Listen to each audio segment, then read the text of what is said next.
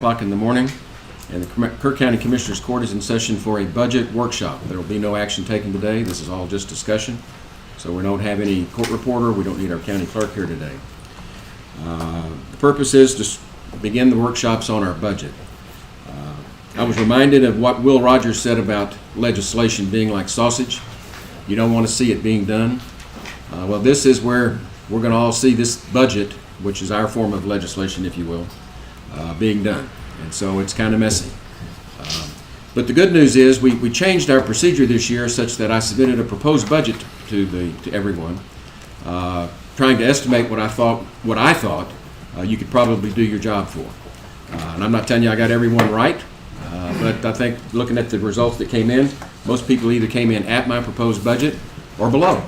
A few people, and there's certain circumstances that we need to consider why it might be more than what I proposed. And so as we go through this today, I think mostly what we need to hear are those people that are asking for more money than what I proposed, or people that need to explain why they've asked for what they've asked for. Okay? So first of all, I want to start by congratulating everybody for your cooperation. I've been impressed with the number of you that were able to cut even what I suggested your budget be. And so with that, we're going to try to go through these very quickly. If you looked at the agenda, there are 42 different departments or sub-departments or programs on today's agenda. And I hope to be able to get through this in a couple hours. So I don't expect people to take a long time. If we've got something we need to talk about, that's what we want to discuss. So with that, let me go ahead and start by calling our judges first, because I know they've got to get back to court. Let's start with the 198th District Court. Judge Emerson. Good morning. Good morning. Our proposed budget is presented to the court. Our current budget is $493,807. Our requested budget is $479,604. We've shaved where we can. I'm reluctant to cut the court-appointed services or court-appointed attorneys because as soon as the courts reopen, it's going to explode. Frankly, we're crawling along like an inchworm right now. The bright side to that is this year, I think you'll probably give back $75,000 to $100,000 out of our employment, just because. Say it again, Rick. You're going to get a bunch of money back this year because we can't get people to court. The earliest we can start jury trials is August 1st, and frankly, I don't think that day will hold up. The numbers climbing. So, James, does that roll in? That goes back into next year? That's what I call, we've developed a term for it. We call it the surplus. Okay. The surplus budget that does not get spent, that is left in the fund balance, is what we refer to as surplus. And so the monies that are not being spent for indigent defense that Judge Emerson's talking about will be in the fund balance. Fund balance, general fund balance. Yes, general. Okay, not for that court. Right. Okay, all right. So that's good news. You came in under budget and are projecting a surplus. As it stands right now. Well done. You want me to go ahead and address the special report since I'm up here? Yeah, please. Well, I have a question though. Yes, sir. Assuming we go with the public defender, regional public defender office, I would suspect the court-appointed attorney would go down. What is the plan for incorporating that department in with these items, that line item and across the board? Well, we don't have a plan yet because we don't have the grant. We don't have the PDO. Right. But I guess the plan for a plan is that we would gradually, when the public defender's office rolls out, and that would be a grant cycle for October 1, was when it would be funded. We expect to probably hire the chief defender and maybe a couple other defenders, but not fully staff the office right away. We'd have the office manager, the chief defender, and maybe a couple of felony defenders and a misdemeanor defender to open the office. And what they would do is start taking new cases from the appointments. Okay?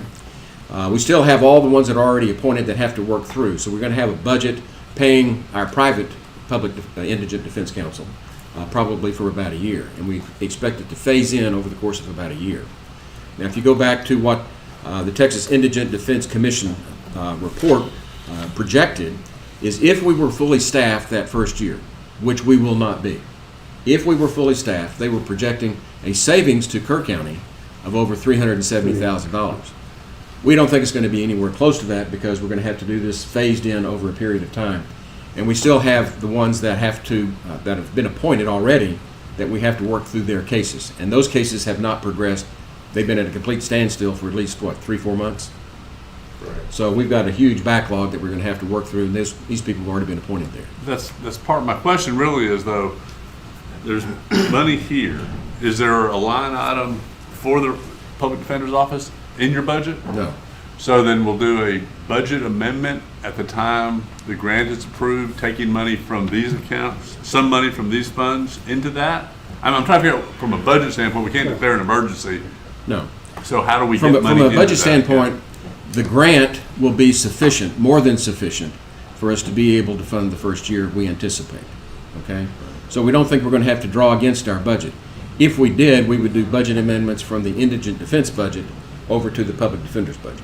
So these estimates are probably High. high.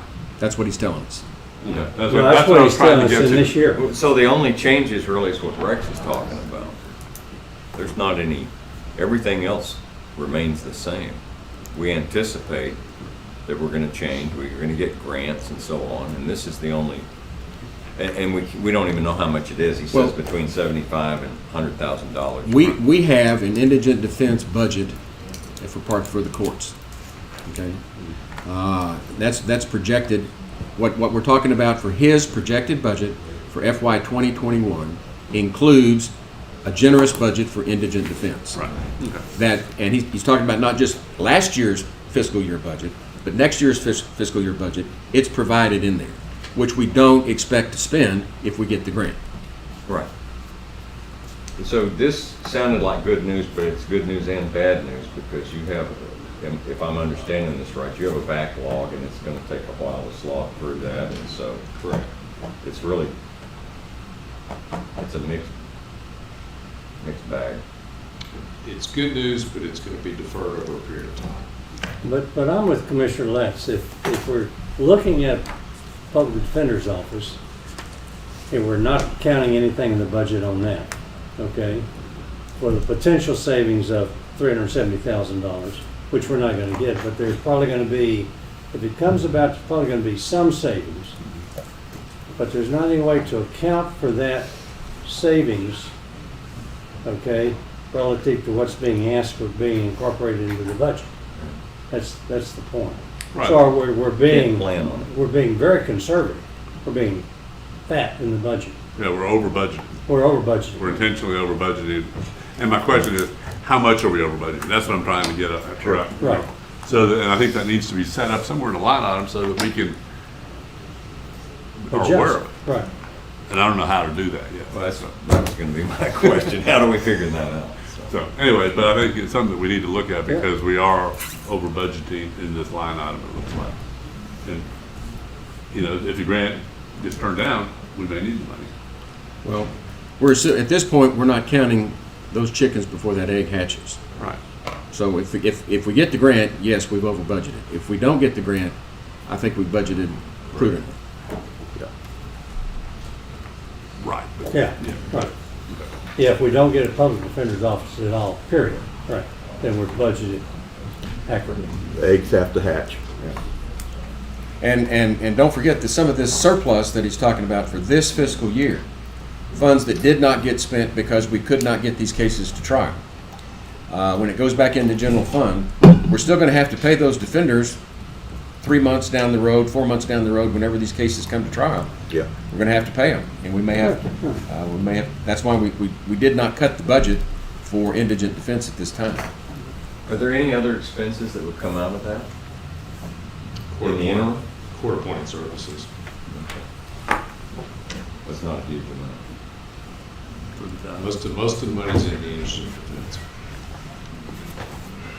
And like Judge Kelly said, it's just going to take a while to walk through that. Well, what I mean is, because I don't know what the process is, so if somebody has to refile and that kind of stuff, those costs, are there costs associated with that? In other words, you have to, is a case just put on hold indefinitely, or are there some other steps to do along the way? There's other things we can do, but historically, we have not paid the defense attorneys until the case was finalized. Okay, So the bill's continuing to grow without ever being presented. that's kind of what I was. It's adding up. Yes. Yes. Okay, so the meter's running, and, but you don't have to pay, and so what's gonna happen at the end of that? Are we really gonna realize that you've taken all that into account? Hopefully, If it doesn't get crazy? yes. Just We've done the best we can to try to estimate. Okay, Judge, tell us about your specialty court. Specialty court, we're requesting the same budget we had last year. Just a brief rundown, we have 14 participants in the specialty court right now. In the last year, they've received 1,131 hours of counseling.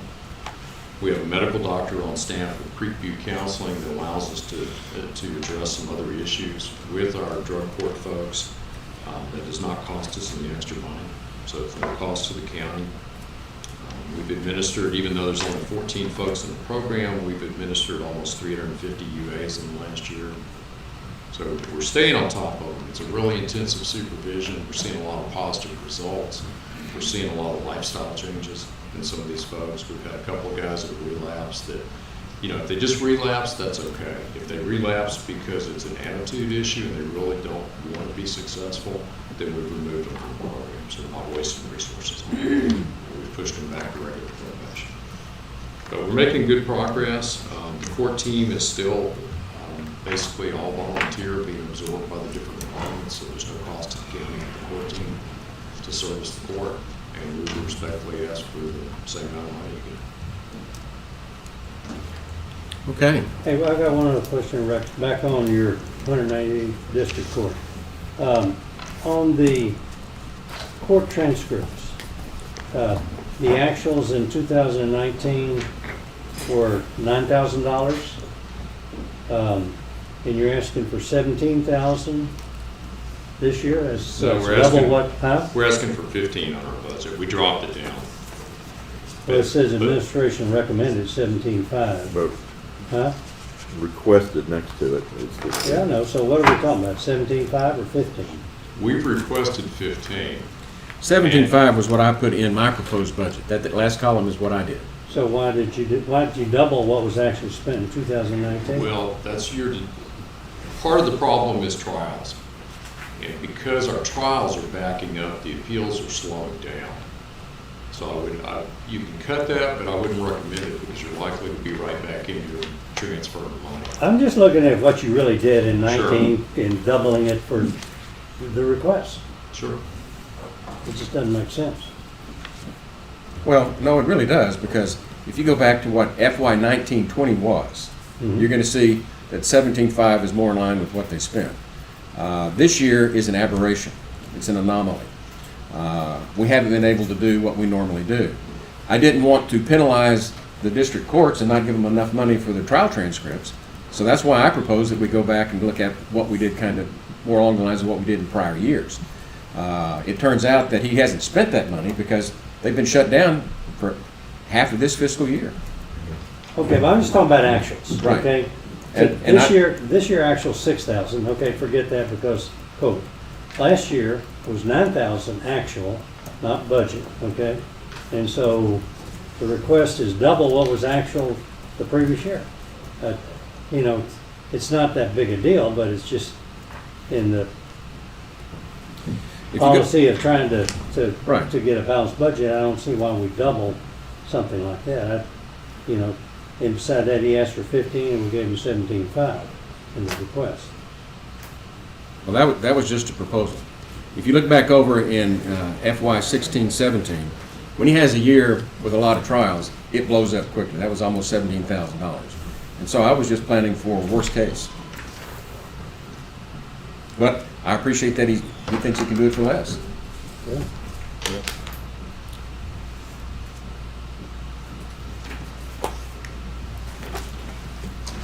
All right, that's my Okay. comment. Okay, I think we'll- thank you very much. Appreciate you Thank coming y'all. down. Appreciate it. Thank you. Okay, Judge Patello, 216th District Court. Good morning, Commissioners. Morning.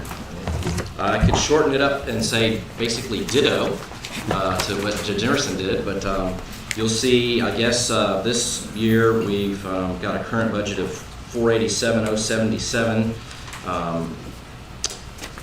The administration was recommending pretty much right at the same number, 477,077, and we're requesting 476,574, so just a few hundred under.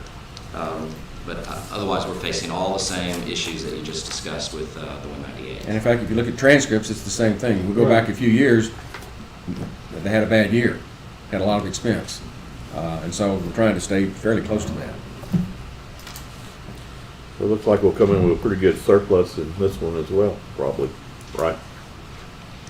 Well, with the indigent defense figures, The projected year end? Yeah.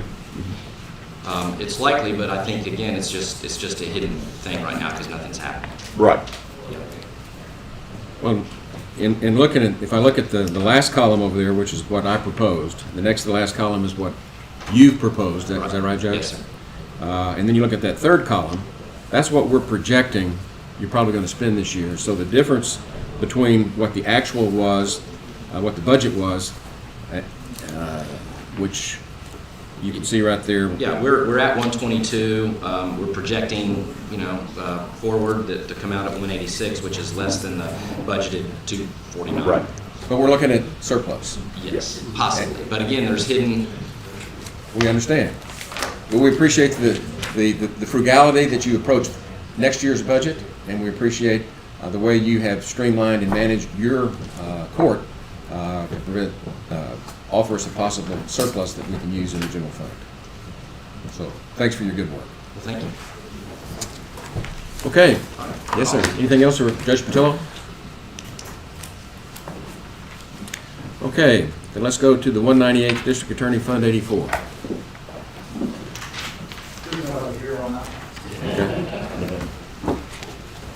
I'll second that. Good morning. Morning, how are you? Good. Well, we're starting the sausage process, so how are we? Let's see, we're fine, and I'm going to get ready to tell you how fine we are. Oh, We good. are, Number of days out? Rob, let somebody else do it, okay? Don't get one of those guys that somebody starts the joke, and Rob's going to tell you the punchline. because he's good. 190. 190 days. 190 eternity-long days. Congratulations. Any questions of ours? Our budget is identical to last year's. Our office, and the same thing with the 216th office, are a little different than some of the other departments because we are actually an income generating office to you guys. So let me give you that. And I got this, Kyle got this from James. Yeah, just give it to him, we'll pass him around. Well, you're handing these out. What happens to you on the committees you serve on that we're appointed to? That's it's coming up here in Oh, it's coming up. days or so. Yeah, we don't have to do that until after this one. Oh, okay, okay. How about we work to let Jonathan know about it? It's usually third week of September. Yeah, it's Okay, okay, we'll get there. I'm sorry. And I point this out to you just to see, so you see that the number you have for our costs, this is just the first 9 months of this year. If you average that out for the rest of the year, and we have no way of knowing whether that's going to happen or not, but we would have generated about $170,000, which is about half of what Kirk County pays for us. That's not counting what we generate for Bandera. I don't have those numbers for you. Obviously, our caseload in Bandera is not reflected what it is here. But, Well, it looks like to me, Scott, on your collections, since COVID hit back in March, your office has still collected about $50,000. well, that's right. I mean, these are from prior assessments, obviously, not necessarily new ones. So, I mean, if we were to stop today, there's still going to be income coming in for a while all these people pay off. I don't, certainly, Steve is here, I don't think his administration, they'll do anything differently. We've been doing that when I took over, and he's, as a matter of fact, generated, quite frankly, personally, a good bit of that number just by the things he's negotiated. So, anyway, we feel like we're a good deal for the county. Next got on line item 486, professional services. Playing my game of looking at actuals. 1,200, 1,000, 1,150, no, excuse me, 1,000, 35, 27, 23, 78. Budget this year, 10,000 requested, next year, 10,000. Not a big increase. Professional services. You're talking the increase in requested amount or increase in the amount spent? No question, the amount requested in the budget. See, I don't have that in front of me, so. Well, you must have requested What it. do we do, James, to get one of these? So I don't, of course, this is my last year here. This is the same thing. No, it's not. I don't have any of this stuff. Okay. Show me, no, you just said it's the same thing, so show me on mine. Professional service. Just the general section spend. See, he's asking me an actual spend. Listen, so I didn't get it right. I didn't get it right? Sure. Okay, thanks. It's frustrating because we do this every year, Tom. I don't have that in front of me. I don't get it. I don't know how you get it.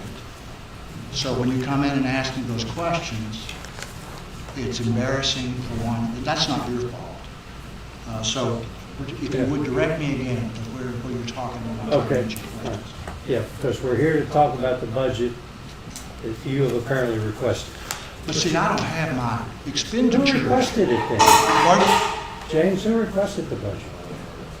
I have just the amount requested. I don't have the amount that I spent last year. Okay. Is that what you're asking? I'm asking about $10,000 requested. Right, and $10,000 requested last year as well. It's the Right, same right, I number. agree with that, but I'm looking the year before where the actual expense. And I don't have that number Well, in front let of me tell you me. what it was. Okay. Tell you what it was. It was $2,300 and almost $2,400. That year, we didn't spend very much money. Right, and it's expected this year you're gonna spend $3,500. So all I'm doing is looking at the trend, okay, of 1,000, 3,500 in 17 and 18, 2,400 in 19, and then a budget of that of 10,000. I don't need it. I'm just tired of doing this. Here, I'm looking at this right here. 198,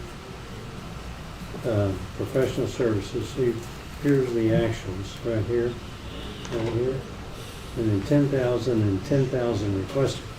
Just seems like a really big jump. And I'm just questioning, is there I something don't know how unique? you call it a jump, Tom. We just requested the same amount we requested last year. That's a fluid number, depending on what happens in any given year. I don't know from year to year what's actually spent out of that. Yeah. We may have never spent $10,000 since I've been in office. I have no clue. Okay. This is what we send over, because it's really you and me that go through this every time. Okay. So let me just tell you, I've run out of cheeks to turn. I only turn one. Okay, Okay? That's what we send over. So show me those numbers on there. professional services. Show me the expenditures. Well, they're They're not on there, are not they? on there, right? Yeah, well, see, it's a mystery to me then. Well, I'm looking at it from a taxpayer standpoint about what's been actually spent. You can ask for anything, looking at what was asked for last year in the budget, okay, may have been inflated. I'm talking in general now, Scott, not just for the court. But when the way I look at budgets, I don't look at what was asked for the previous year. I look at what was spent in previous years. And then I ask myself, what changed, okay? If there's an increase, what's changed to cause the increase? And that's all I'm asking, so. And maybe we don't know the answer.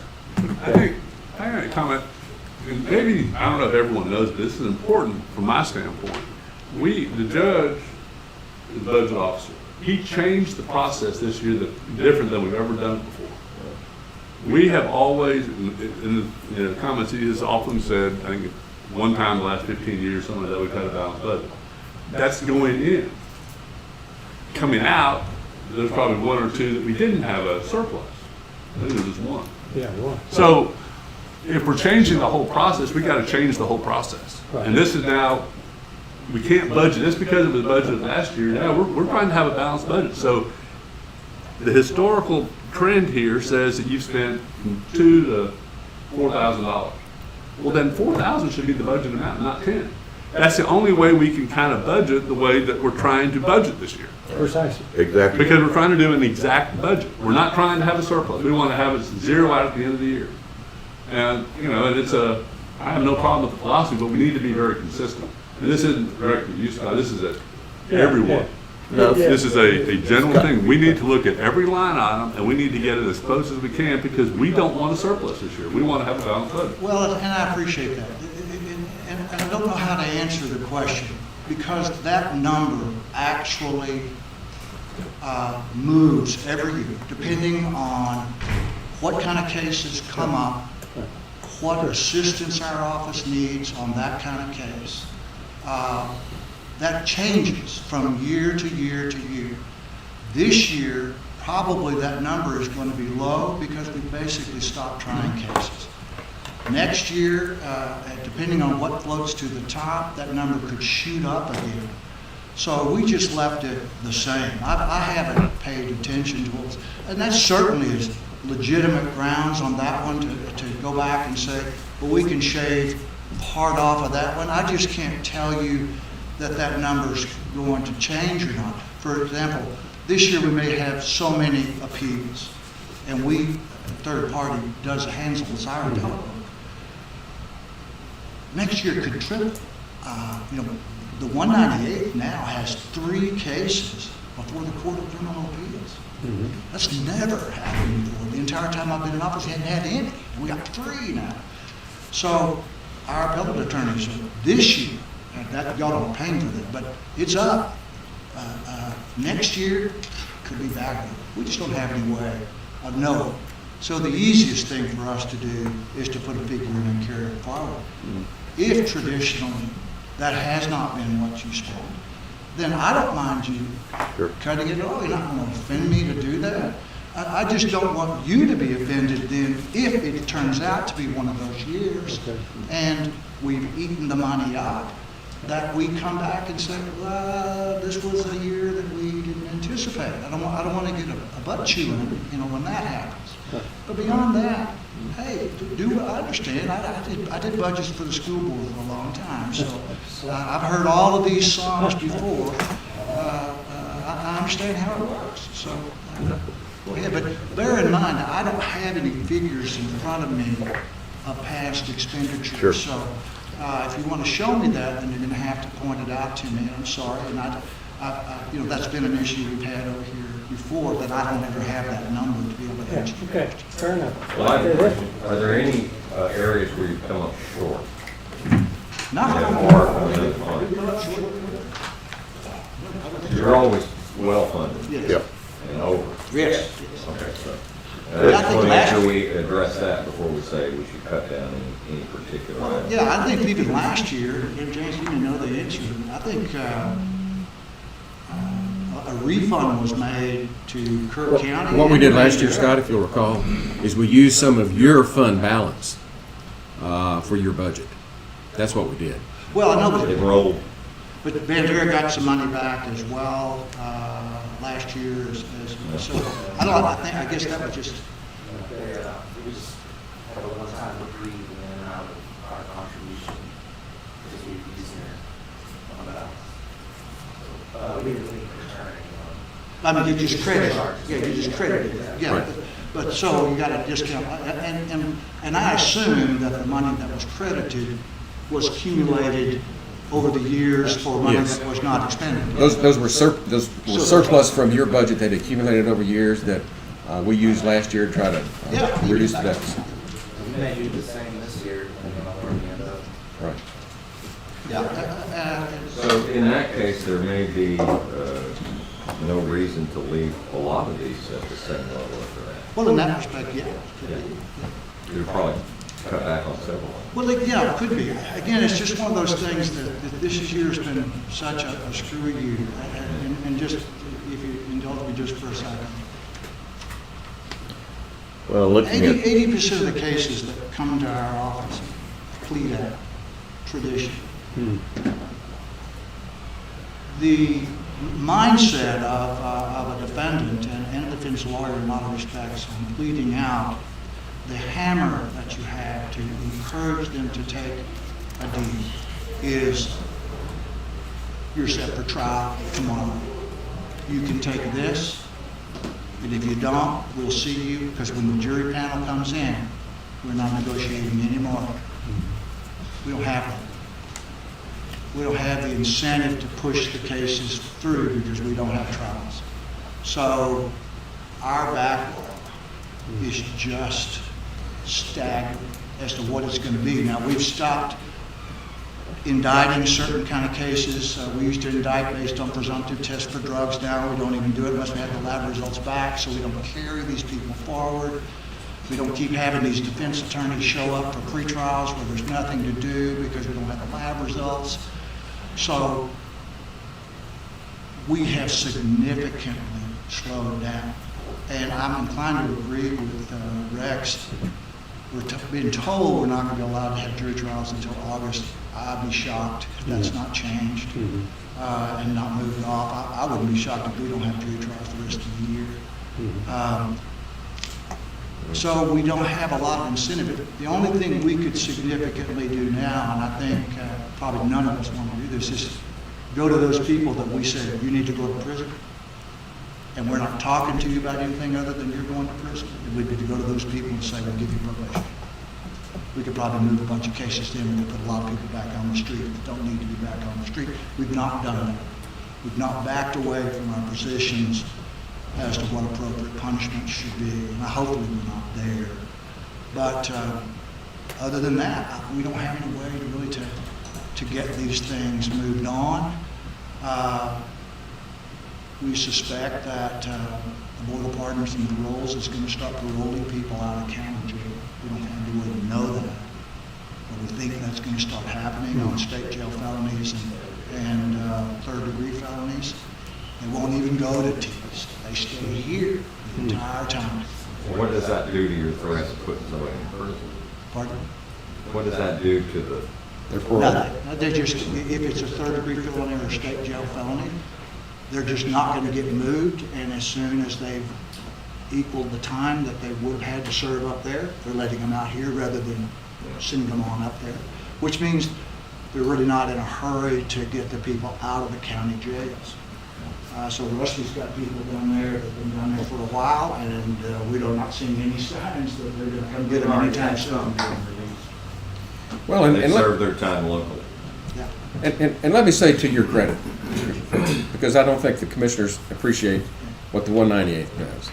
The 198th probably has the highest percentage of plea bargains and deals that are made. And when we talk about the club being those trials, they only have 11 criminal trial weeks a year. 11. And we got how many cases a year? 30 to 50 a month. 30 to 50 a month, and we got 11 weeks out of the year. And so they've done an amazing job of getting these plea deals and getting these fines collected with what little we have.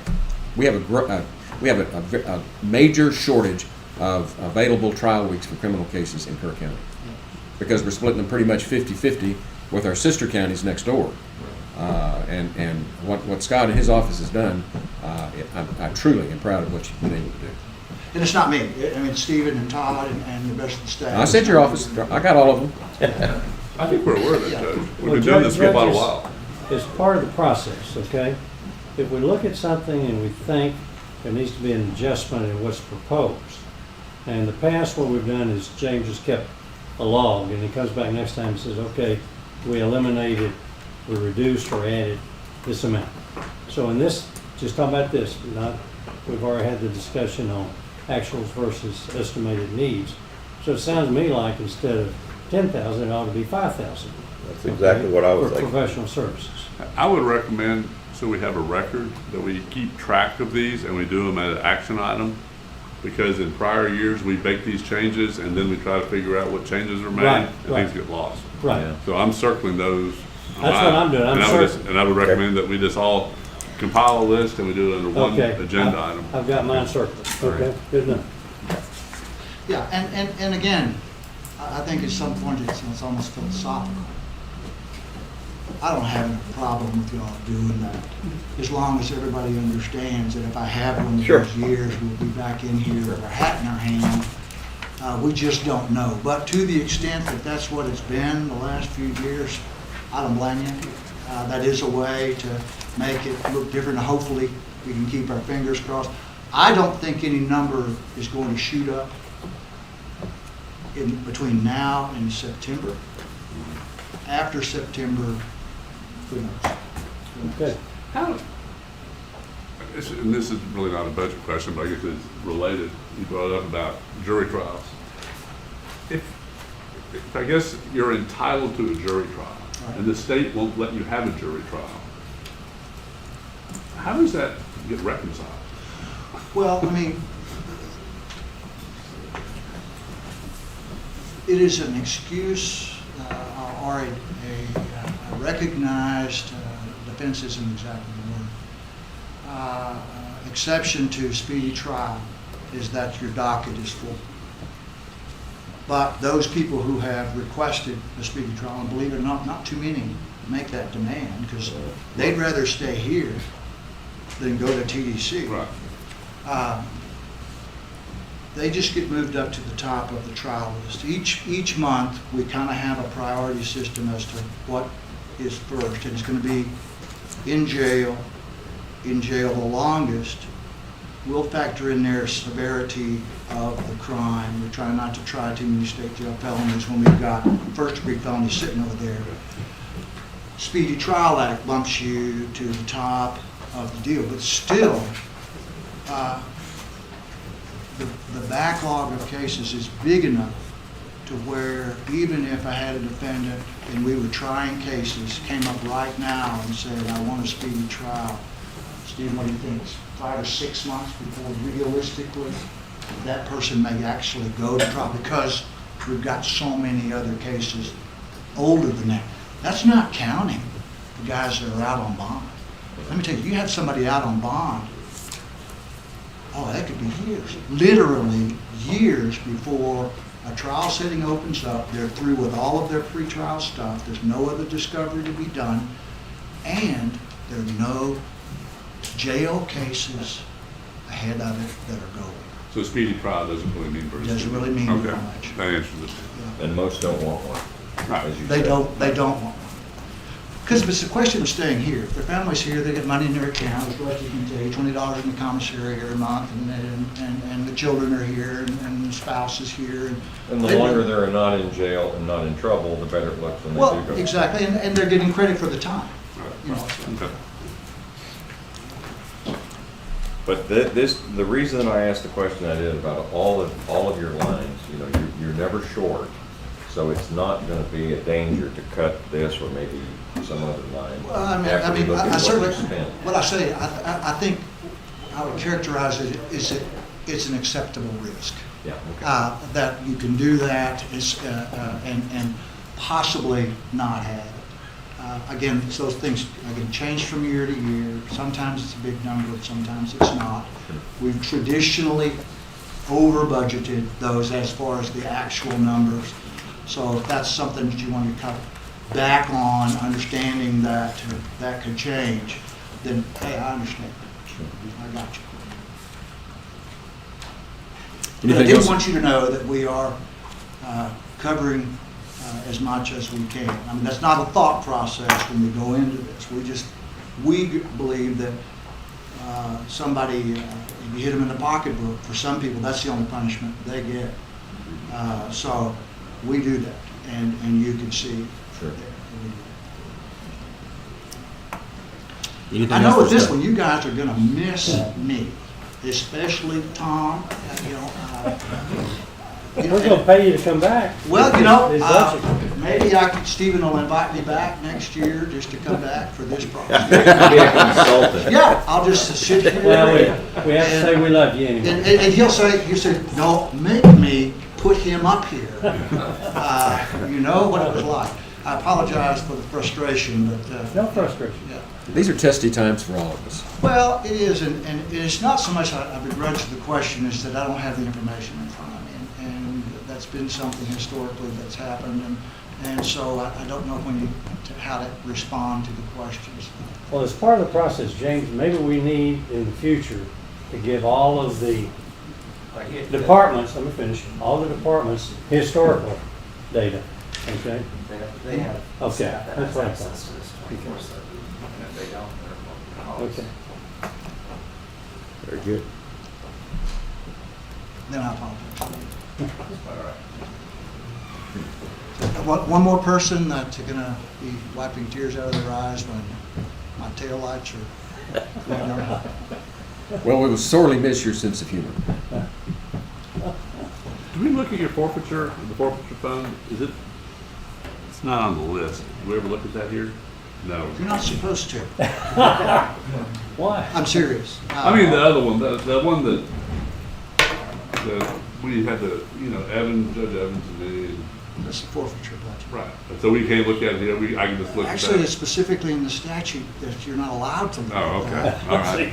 And that would be something that a grand jury would probably Oh, be okay. asking you questions about. Okay, so- for you to do. It was a trick question, since you knew the rules. Yeah, they frown on those things overlap, and we always go to Mr. Burr and say, I don't know how, it's asking you to not know something. How do you do that when you've got somebody that does both budgets, that they're not allowed to know that on the other budget? Okay. I inherited that, from my predecessor.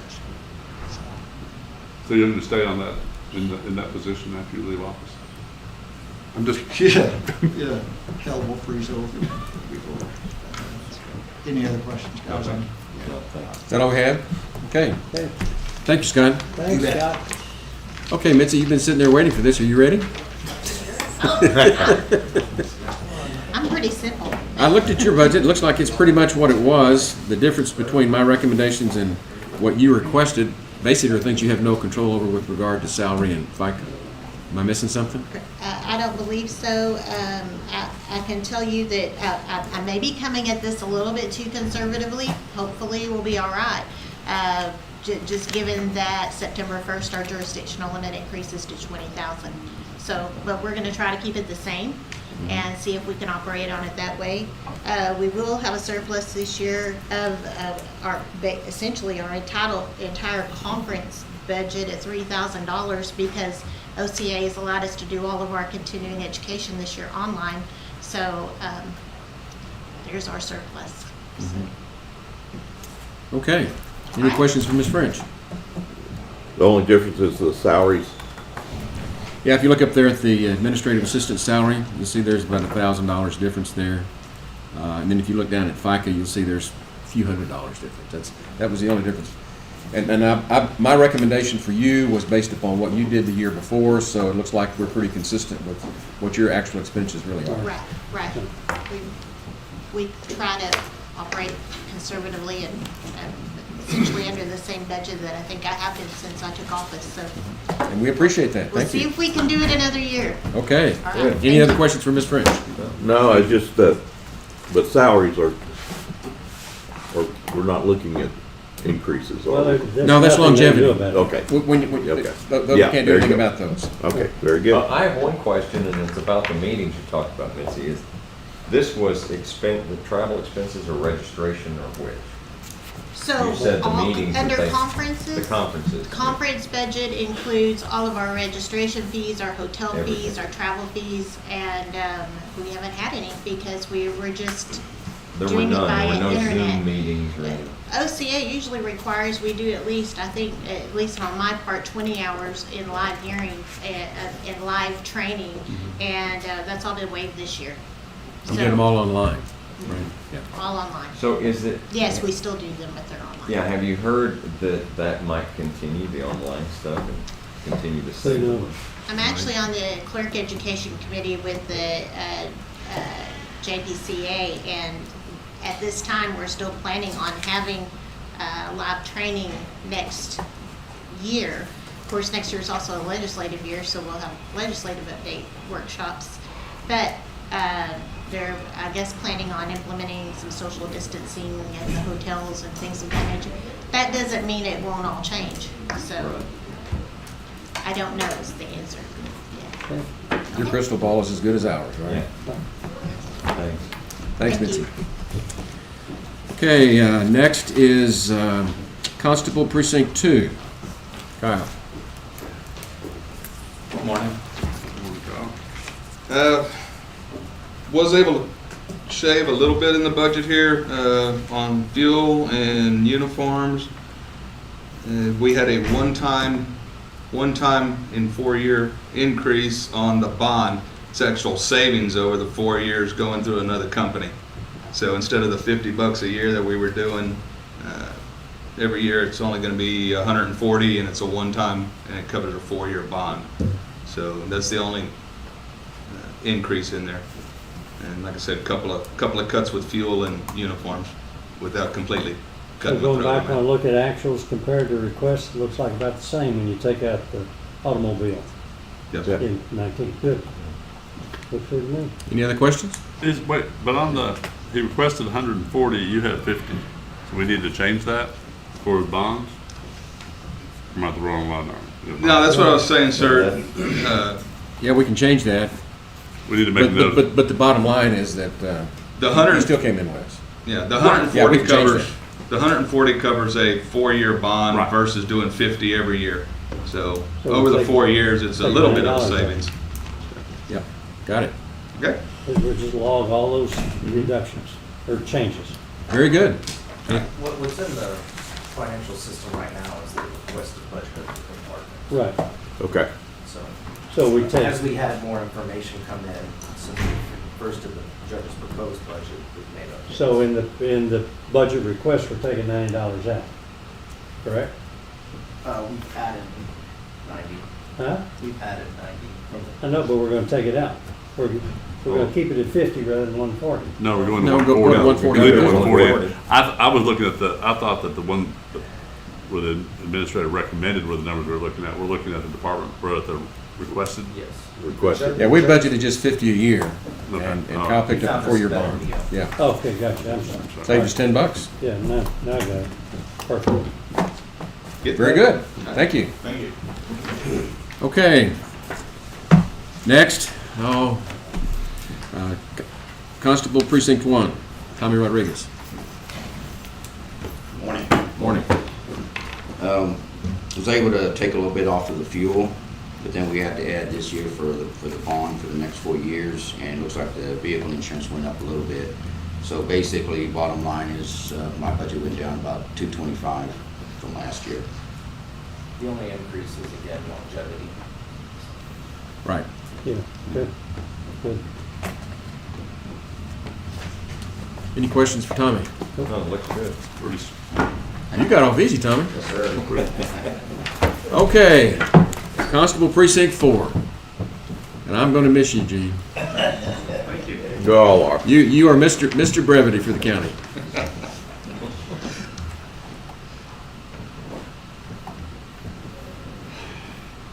You're not gonna say anything now. We put in uniform allowance back in for the new guy that's coming. That's showing as an increase. Right. What are And, uniforms for? Just shirts? Shirts and I look pants. at Kyle, I look at you, and that's the uniform, is a shirt. I was using for shirts and pants to Okay. start with, and then it just stopped doing any of it at all. Get my own stuff and going about my business. And, Sounds but like a good plan. it works for me. I think that's the only increase in it. Looks like it. Looks good. But in all fairness, we gotta let the new constable have a uniform allowance to begin with. Right. If he wants Yeah. one, he's entitled to one. Right. I think there's a year left on the warranty on the engine, and that pickup was replaced in 2018. And everything else seems to be working well. Good there. Okay. Anything else for Gene? Okay, thank you. Thank you, Gene. Okay. Uh-oh. Why don't we take about a 5-minute break, and then we'll come back and start with all the sheriff stuff. I think that'll be a good plan. Be in recess.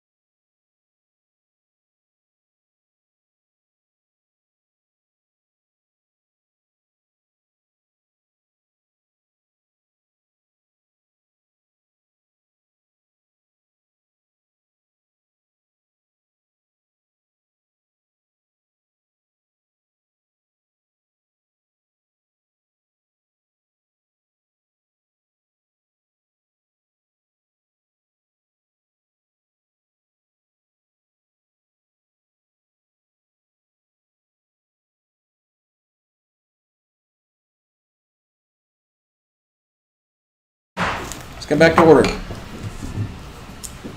Okay, Sheriff, we've got several years. It looks like we start with the county jail. Okay. This is,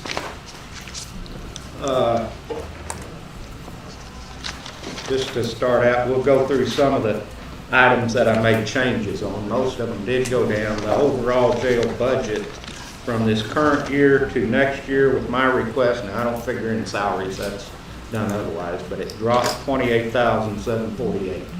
It's a cut that we did. Some things did have to go up, and on those, they were well, Sheriff, let me clarify for the commissioners, Okay. try to get everybody plugged in how I did my proposed budget. I basically went for the county jail and took your budget from last year, and that's that's the core of what my recommendations were. right. Right?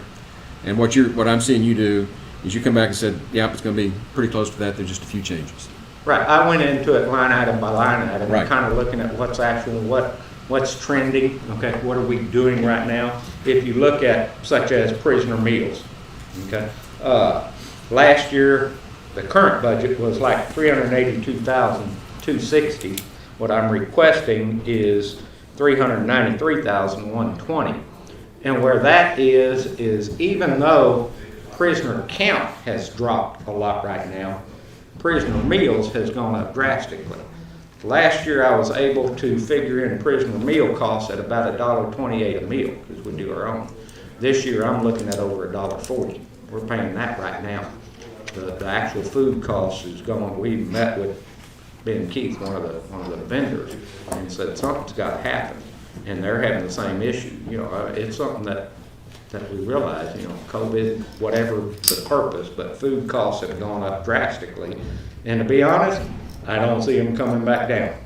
And so I did calculated it on trying to average out how many inmates I thought we might end up with, you know, because we are down. But such as on June the 10th, for that week prior to June the 10th, our meal cost was $1.43 a meal. Okay, so it is going up quite a bit. The Sheriff, you ready to change to another line item? yeah, whatever. Okay, let me, but I'm gonna do my same thing. I'm gonna That's go fine. back to actuals. So you're $100,000 more requested than the year before when you had an actual of 283. What line item are you talking On the about? same line item, Prisoner meals. regular meals, 332.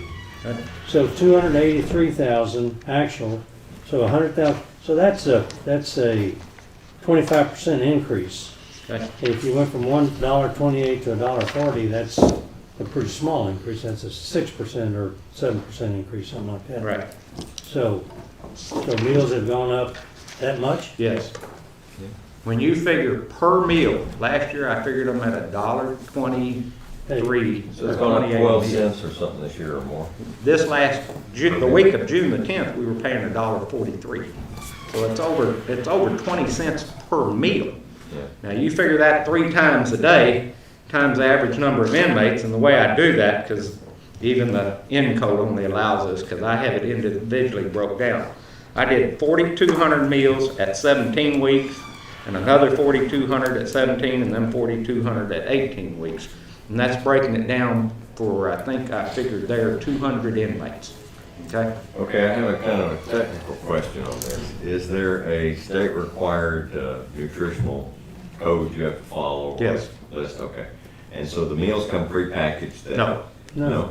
We cook our own meals. Okay, They're all so, on and it. that's what I'm getting at. You have that in the kitchen, so are there ways to reduce costs there? No, that's why we've done it the way we do. We buy in bulk.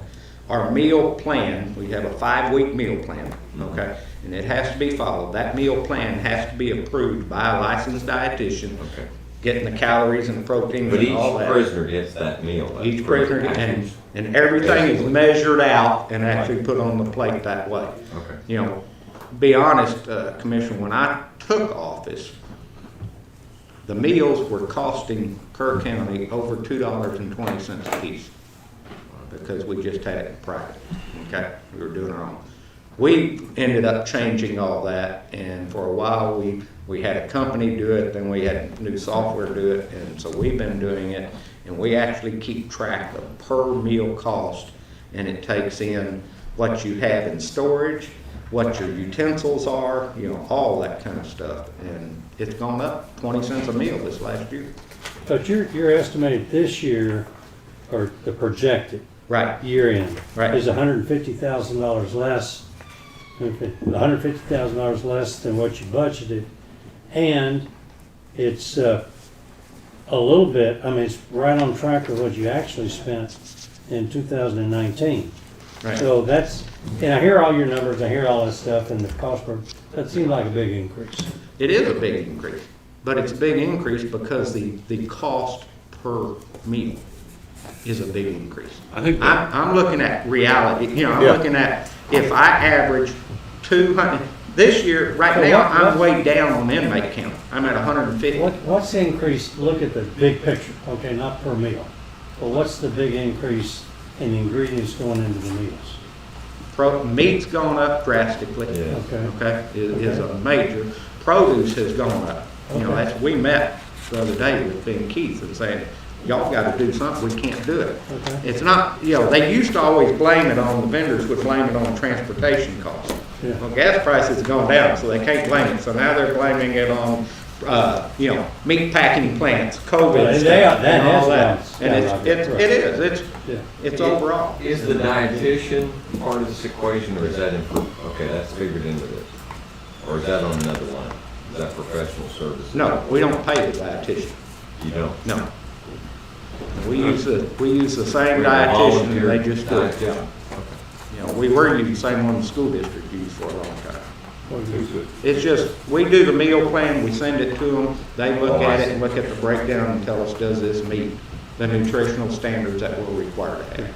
The disconnect, I think, Rusty, you're saying that milk costs have gone up 18%, Yep. and your budget's gone up 25%. Yeah. That's the Okay. disconnect. But anyway. Now, on reality, because where we're at right now, Commissioner, is 150 inmates, okay? I planned this because sooner or later, we're gonna have to start accepting more and more. You know, the courts, Scott's telling you, okay? There's probably 400 indictments that aren't even being presented yet because of this, whether they're drug charges or what. Sooner or later, they're gonna have to start moving the courts. Before all this started, okay, halfway through last year, we were averaging 250 to 260 inmates. I'm at 150 now. So there's two Keep this reasons, out. cost of food going up and the number of inmates. And the projected number of inmates is gonna be. That's kind of answers it. Okay, good, thank you. So what I'm thinking about is, you know, how they saved $1 million leaving one olive off the salad? You know that story, right? No.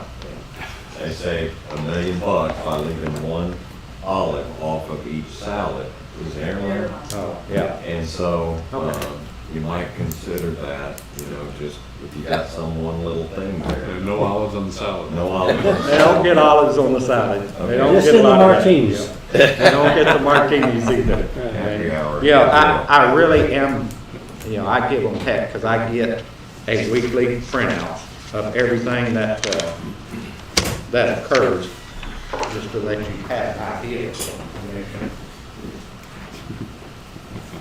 This is the program we use and how we configure this, okay? How many meals were served that week, what utensils, what the meal cost, it's actually what we do, so it is to the T of what we When you do. talk about the utensils, are you talking about replacement costs or? Plastic spoons, stuff like that. Disposable. Okay. They don't get stainless steel Ah, no. utensils. I thought you meant, you were talking Make about good the knives kitchen and and then you stuff. said utensils. and I'm No, thinking, utensils are your things you have to give for the. You can amortize those, I'm sure. Yeah.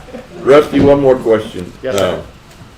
On 553, or no, 499, I'm sorry. $4.99, Yes, sir. okay? That jumps way up compared to others.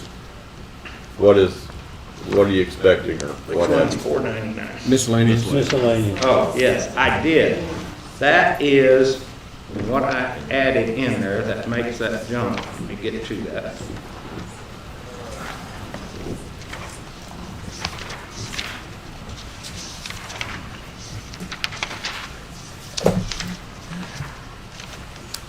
Oh, Yeah, that jumps up about yeah. over $16,000. Yes. From 900 and something. Right. One thing I added in there for next year, and I'm looking at doing it the rest of this year, but I think we can get it through the grant, is called video magistration. Video magistration is where we do magistration, blood warrants, whatever, but mainly magistrations on video instead of the JPs having to come out because of all We this talked mess. about that. Okay. We talked about that. It uses our forms. It's CGIS compliant because there's a lot of things, because criminal histories go back and forth through all. That cost is $150 per month per judge. Okay? So if you use 9 judges, right, that ends up being, at 9 judges for 12 months, that's $16,200 is what that amounts to.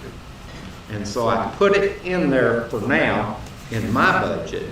It can be actually paid for out of each JP's court technology fund. Okay, the JP's and that, and it even states that. So, but to get it started, I put it in my budget right now because I don't know what the JP's have in their technology funds or how they do it. And I think the first year we can probably pay for it because of the COVID stuff and the grant and reimburse it out of that. The JPs are pretty lean. Huh? JP's budgets are pretty lean. Yeah, and that's why I put it in mine. And I Okay. appreciate Plus, the other part of that is, you have to remember, 2 of our judges are municipal court judges that are doing magistrates. Okay, I don't know where they do it, but we don't pay them to come out and do magistration for us. So I don't know if we can also require them to pay this, so I think it needs to come out of there. That explains it. I got So a, who would have, oh, I'm sorry, go ahead. no, Who would have the savings then if you did this system, the video? The savings may not be dollar-wise. The savings will be, one, the JP's having to come to the jail all the time and magistrate. Well, the savings could be dollar-wise for us, for the jail. right. Right now, if somebody gets arrested this morning, Yeah. okay, as of now, you might say, he's gonna sit in jail until tomorrow morning before he gets magistrated, because that's when the magistrate comes in, and that's when they'll set bond. If we had this program, he could get magistrated in an hour after getting to the jail. Okay. And if he gets magistrated and bond set then, he could actually make bond and get out of jail today instead of spending another day in jail waiting to get out tomorrow. The other issue you have is nobody hardly on the outside has medical issues. But as soon as they get to that jail, they do. Okay? And in the first 24-hour period, I may end up with them at the emergency room, which we're paying for out of our pocket, and, that doesn't get paid for out of that contract. So you have the expense in there, but you don't have the potential savings anywhere in the budget. Yeah, I can't quantify that. Can't, but Well, wait a minute. If we're trying to do it realistic, okay, so you have an expense in there, but you don't have an offset in the savings. Because I can't say what that, if there would be. Okay? The offset could be keeping somebody, All right. from having hospital Okay. issues, getting somebody out on bond quicker. It could be, all kind of, just the saving of the magistrates having to come down. I mean, there's a lot of different deals that there's no way I can put the it savings on. will come from less exposure to that prisoner, Yeah. possibly. Meals, Everything. medical, Right. everything, Moving them through the system faster. quick. Yeah. I've got a question. I'm looking at prisoner medical, 333. Yes. We kept that the same next year as we did this year. And it looks like to me we're probably not going to spend the whole $150,000 this year. But with the COVID blow up, anything can happen.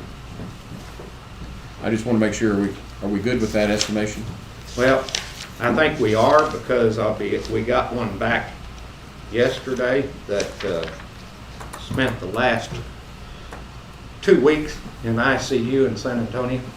And we had to have guard duty on him down there the entire 2 weeks.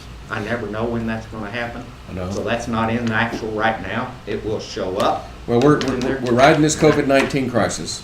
It's Right. blowing up on us. And I'm asking where we are with our, Yeah, and that would fall under, an application for a grant, though, wouldn't it? it could, yes, absolutely. But that's why I'm talking to the sheriff about it while we've got him up here.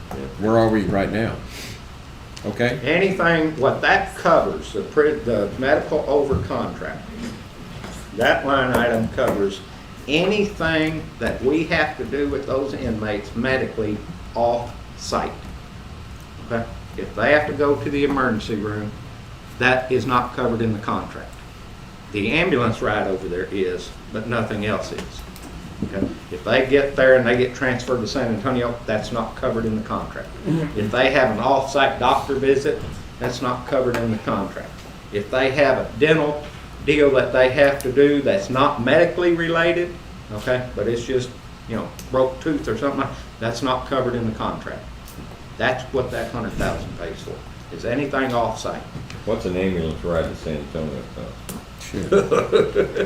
Helicopter ride isn't cheap, I know that. $30,000. Helicopter's a whole nother deal. But the I couldn't take, I can tell you an ambulance ride from the jail to Sid Pete is about $800. So to San Antonio, you can imagine. What about the indigent medical? And that's where we try and funnel anybody that gets a medical cost in through the indigent, okay? Now, and so far that's working on some of them, okay? But some it won't. If they're technically not a Kerr County inmate, they're a Kerr County inmate, but maybe they had an address in San Antonio, Kerr County indigent won't pay for that. Bear County's supposed to, but if they don't, the bill's still there and we're gonna have to pay it. And some things, dental don't qualify for indigent. That's not under the county indigent stuff. That we have to pay separate. Go back. They're supposed to pay, but they don't. Well, if they, under their way of classifying them as an indigent, it may not qualify. It's a means test, is that? Yeah. It's But we do it's different. we do a very thorough job of checking Right. where Right. other communities may not. Yeah, So you remember when our local hospital was the one declaring it, Right. and half of them weren't that really worked, so it's different. so we have no recourse if Bear County lets everyone be indigent. Right. We're just stuck with that. And the ones that really hurt us is, say you get a guy that he's a Houston, citizen, and he's on parole, okay? Out of Houston, he lives in Houston, and he's driving down this interstate, our lovely interstate, okay? And he gets stopped, and he's got a parole warrant.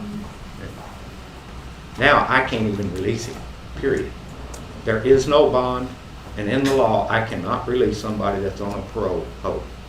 The one that we've been guarding in San Antonio for the last 2 weeks had a parole warrant, okay? You got a parole warrant, we're stuck. And every medical bill, I get stuck with. And we can't release it. Okay.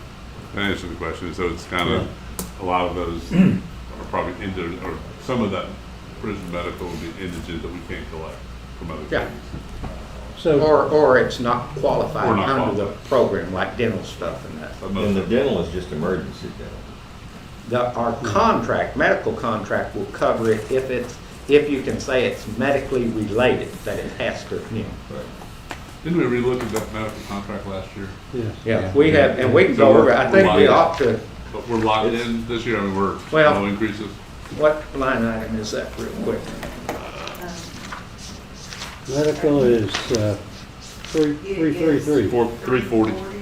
340? is the contract. Okay, I think you ought to know this. This is our contract that we're in, and it goes up normally every year by whatever the CPI is, okay? So I sent them a deal wondering what it's gonna be this year, and this is another thing that I think we ought to really pay attention to.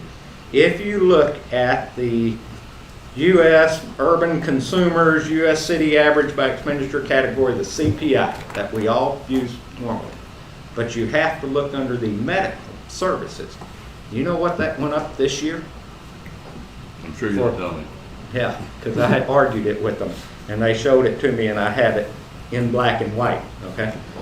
For April 2020 is what they had to go by. It went up 5.8% for medical services. That's the CPI increase.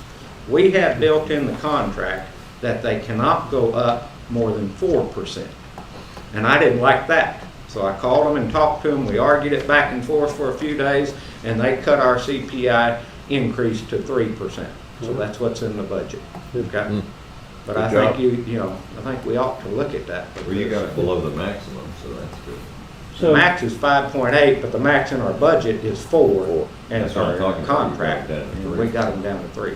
So- Good job. So procedurally, Judge, and James and Tammy, so in the contract medical line item 340, Rusty's requested 938, and then your administrative recommended, Judge, is 70,000 more than that. That was his budget last year, if you look over I at the middle. understand, but I'm just saying 70,000 more, okay, than what he's requesting.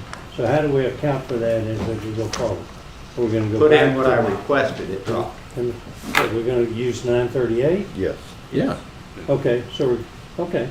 We're So using that, the- and that's what James, okay. And the 938, it reflects the 3% increase? Yes. The other reason it dropped a little bit is once we hit a 200 ADP, average daily population, then it goes up a little bit more. But we've been under that 200 average daily, and I think we will for most of this next, so I didn't figure in that increase. So we're taking Rusty's request, if we go through this, sound like we all agree with Rusty's request, that's what we're putting in there, not the recommended. Yeah. Okay, Yeah. good deal. He's the green on my list over here. Yeah, right, okay, but I'm We want just to, we won't saying, accept those. when we Yeah. get the numbers, okay. The 18. So $18. 5,151,000 is the budget. What I have for that budget is 5,143,525, but I don't have all the salary changes probably in there that were Yeah. done, because I don't do that, so there may be a little bit of difference Okay, there. gotcha, That's where I got the 28,748 savings in that budget. okay. Good job. Appreciate it. Well, I have one more, and this is Well, I about your figured- radio repairs. It's not a big one, but there's a disparity in what you're spending and what the budget is. So you've got, Which line item is that? you're on 453. Got it? It's just repairs, and I know you can't ever Yeah, know for sure, you can't predict those, but it's. they've been above and below. Yeah. Yeah, but guys, that's what doing budgets is about, you have an estimate. I'm not Well, saying it's you know it $16,000, whereas, you Okay, spend. hold on, we changed some things around in that. 453? Yeah, 453. You get, Oh, okay, I skipped ahead. We're still on the jail. oh, you looked at the church. I'm looking There ahead. is that. Yeah. I We'll thought get we to were- I that. thought we were Jail's only moving on. 2,800. Okay. Yeah. Okay, anything else on the jail? Okay, let's go and move over to the sheriff's department. So can you answer that one?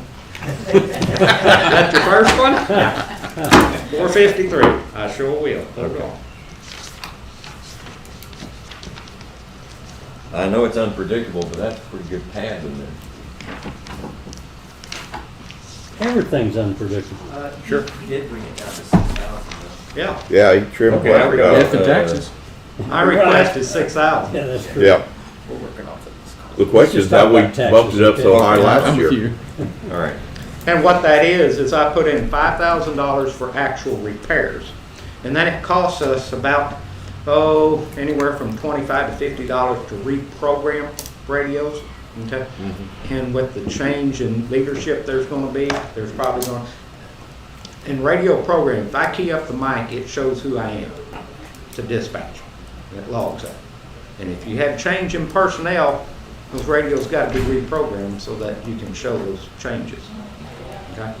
But that's down by So 10,000. I only put in 1,000 for that even, so 6,000 total. You got 6,000.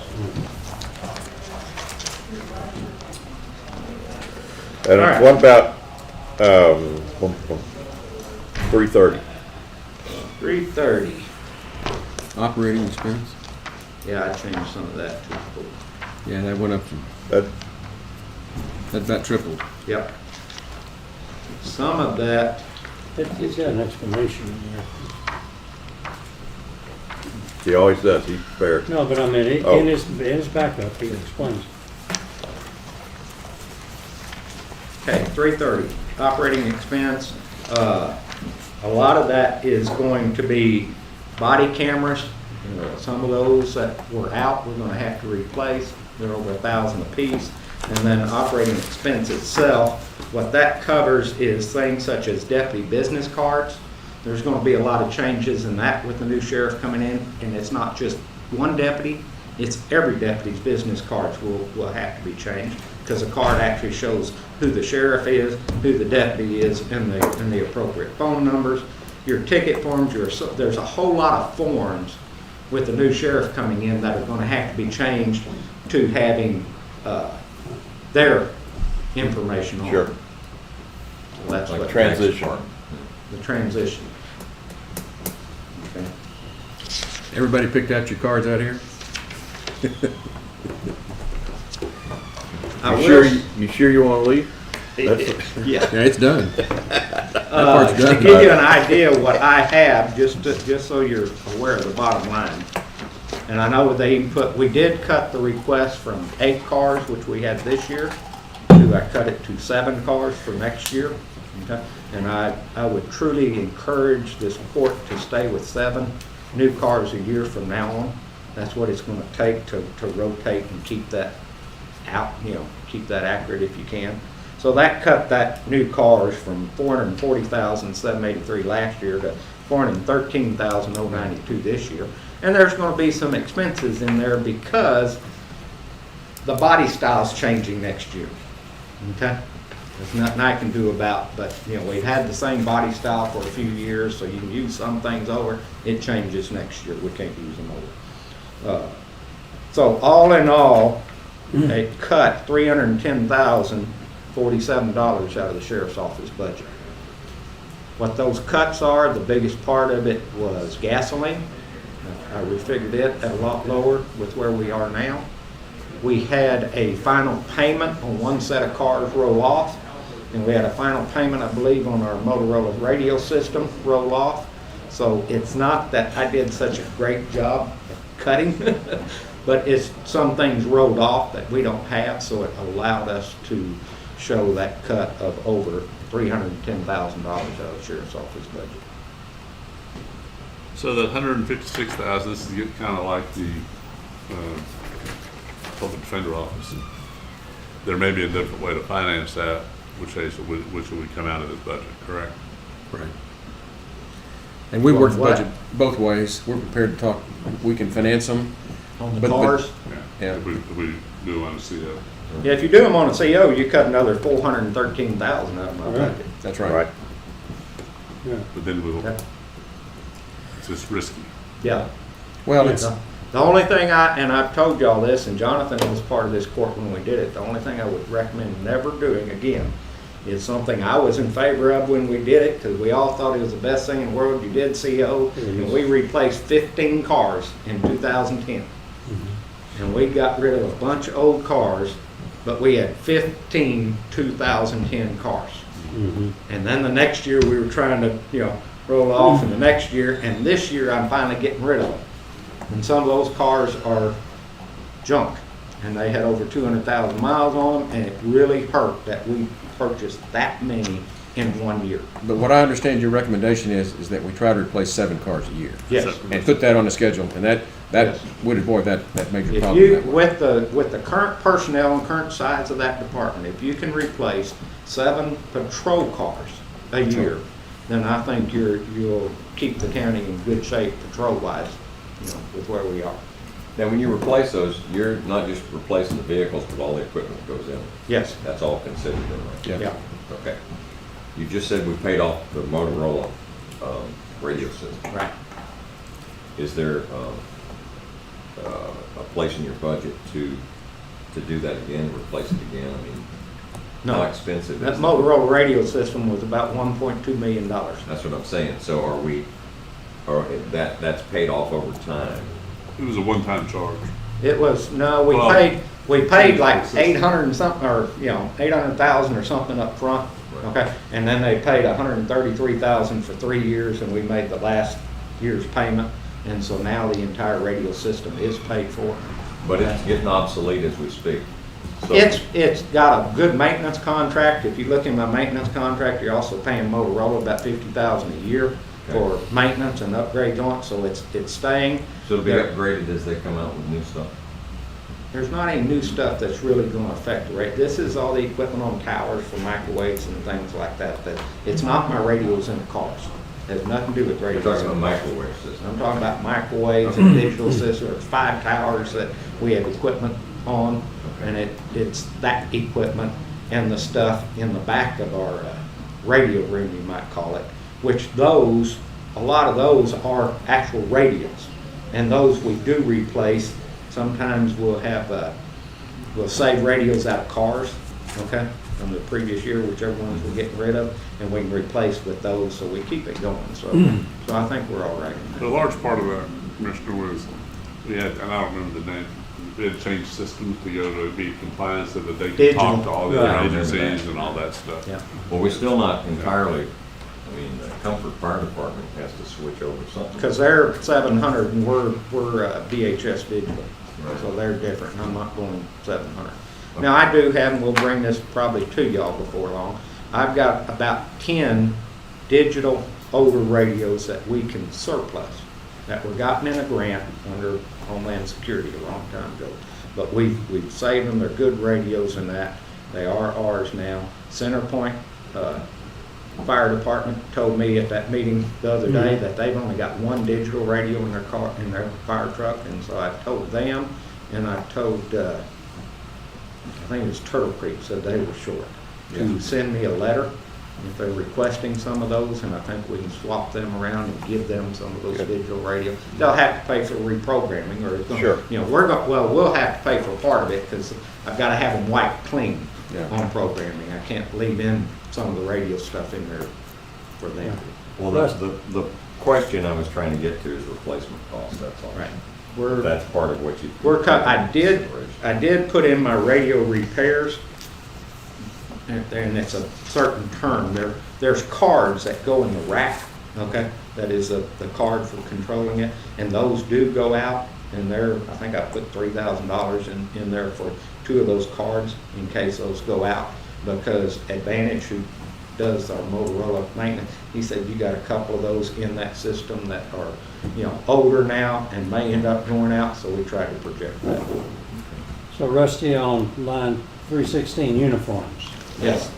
You requested 17,500. Judge has in his 8,000, and current budget's 8,000. Actuals to date 5,000. Previous years 5,000 or 6,000. So, and I read your notes about new uniforms, but that's a big jump. Not doing new uniform.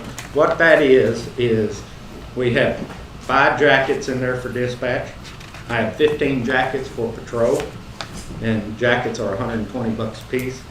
I have 15 Class A uniform, which are Class A is our dress uniforms, the white shirt for patrol and that, if they had to go to funerals or things like that, court appearances, that's Class A. And then the other thing that added a lot to it, Commissioner, is we don't have mounts for the body camera on the jackets, okay? And those mounts are $70 a piece. And what it does is so that body camera can mount to the jacket without being covered up by the jacket when it's mounted on this uniform. And you can't change it around all the time, so you have to have a different mount for it without having it put great big holes and ruin your jacket. And so I put 26 of those in there. That's another $1,800. So a lot of it is that type of stuff right now for deputies. We're paying $49.65 for shirts, for shirts. And if you put the stripes on them and the patch in that, it adds it up to $54.15. Well, why the big jump this year? Because a lot of officers didn't get uniforms this last year. We haven't spent in the last few years, and I'm afraid that with the new one coming in and everything, there's gonna be some changes. And there's gonna be changes in personnel.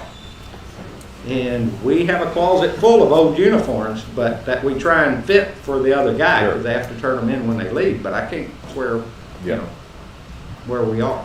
One size It's does not just the fit all. cost, But that's costs have gone a up. 100% increase. Right. Yeah. What about narcotics investigation? Wait, just before we leave Oh, I'm that, so sorry. where are we I'm gonna, sorry. what are we gonna do? Leave that at 17,000? To me, he gave a lot of reasons Yeah. for it to go up, and he needs, Shirt it's cost. gonna be the budget for the new sheriff. And there may be some changes. I mean, I think There will be. it's a year, it's kind of like business cards. There could be some changes with some of this stuff, and I think it makes sense to have a little bit more in there. A cushion. It's a percentage-wise, it's a big increase, but dollar-wise, it's not that much. to me. Okay, so I'm still getting, excuse me, trying to get down to our process here. So the budget request is 6.5 million, and judge has 6 million, but the judge doesn't have 400,000 for capital outlay. That's So if we right. accept everything that the In my, judge, in my proposed budget, I had financed those vehicles, and he put them back in the M&O instead of INS. okay, so as we leave this subject this morning, do we leave everything like the sheriff has recommended? So we know what is in every line item? I think that's what we're saying. Yeah. Well, we're not making any decisions today, but I do want to revisit the issue of whether or not we finance these vehicles. And we can do that, but I'm just saying as we say, okay, now let's go to the next subject. We're accepting what's in the budget request, so we know what's in each line item, as opposed to Well, I'm not accepting your request on the vehicles. Well, I mean, I still want to accept- talk about that, but temporarily accepted. The only one that I would say I would ask that you accept my request. My request come in actually lower than what the judge put in. But the only thing I would say that you need to decide on is, under my request, it has the 413,000 for the vehicles. Take that out if you're gonna end up doing the Exactly. financing. Take that out, it's about the same. How to pay for And it. if you do take that out, then he came in under Yeah, my proposal. if okay, you Yeah. take that out of my request, then my budget dropped $723,139. Right, and that's, I Okay. wanted to make that point because you did a great job doing that. We're just debating on how we want to finance these vehicles. okay. But we're also talking about line item, okay? At some point, we gotta come back and say, yea, verily. Right. Yea, verily to what? Right. Okay, that's what I'm trying to understand. What, Nar- going back, Narcotics. and I agree with, how we get there, I'm not real positive. But on the, going back to 462 capital lease payments. So those are old vehicles and other equipment that we finance through leases? And then everything new is under capital? How much longer do we have on those capital lease payments? We generally run 3 to 4 years, so this year we did not take cash for everything we finance, so I'd say between 2 years? 1 to 2 years. 1 or 2 years, that'll go down to zero? Okay, thank you.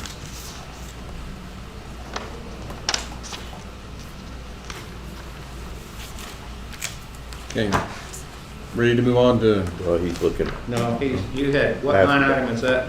492. Right. 92? you added $10,000, Right. $5,000. Added $5,000. We doubled it, Right. or your request doubled. Yes.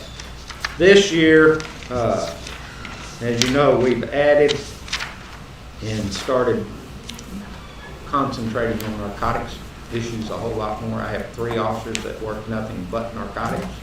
Okay? And when you're working narcotics, you make undercover purchases, you make a lot of different things in working that. And what that is the expense of a lot of that kind of stuff. It will get ordered as restitution back when these cases go to court, but I have to figure in enough money to be able to run a narcotics unit, and that's what that is. There's not always restitution or conviction. or No, anything. no, there's not always, you don't know, and Your coupon. I'll be honest, I also spend some seas funds seizure money into that line item, but I have to be able to keep it going. Yeah, sure. Okay. In fact, this year, I think we spent, besides, it's 5,000 there, but I think we also spent another 4,000 out of forfeiture fund, up to this point. It should be more, so you don't see that part in the budget, you see the actual expenses, just that. Where does seizure and forfeiture funds show up anyplace? They don't, you They can't don't. talk about that.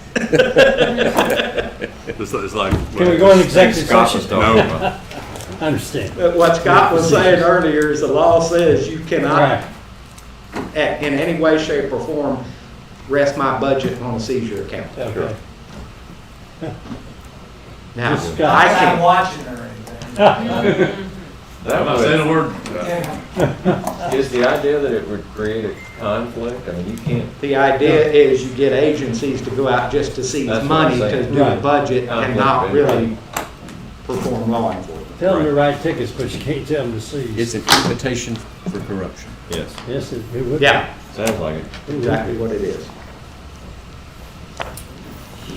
Now, the only last thing I would say is we truly, and I think, and this I just want to say real quick before, because some of it's not today you're going to talk about, but I know it's been mentioned already, is that if you look at what we're going, gas prices have gone down. Food prices have gone up drastically. Appraisal prices have gone up drastically. Okay? And I know y'all have talked about not wanting to do a COLA this year, not feeling that you can. But I would encourage you to without doing tax increases, I understand we're all there, but I would encourage you to seriously consider that our employees are citizens too.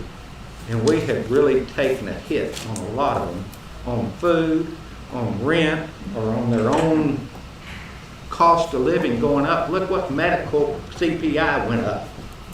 Look what food prices have gone up. Okay? And I would encourage you, if possible, to seriously look at when you get to that line item of still trying to give your employees a cost of living increase. Because it's gone up drastically this year. Not counting, like everybody else, just the stress and everything else that it's done on families, as COVID did, and the cost of kids being at home and not being in school. It's been a major cost for our employees, as well as everybody else in the community. But the employees kept getting a paycheck and they also got a check from the federal government. That's it, as well as everybody else in the community. Okay. Okay?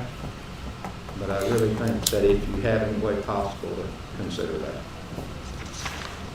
You just got the annex and the jail project?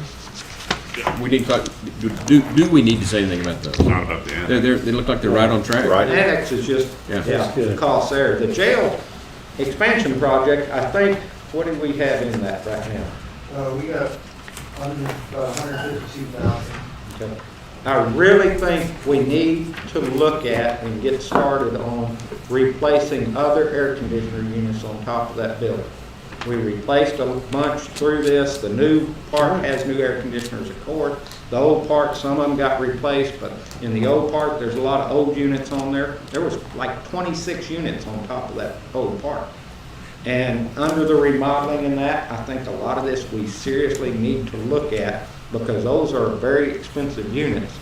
And I believe they can be purchased out of that expansion project fund, and we need to go forward with that and get some of those units replaced.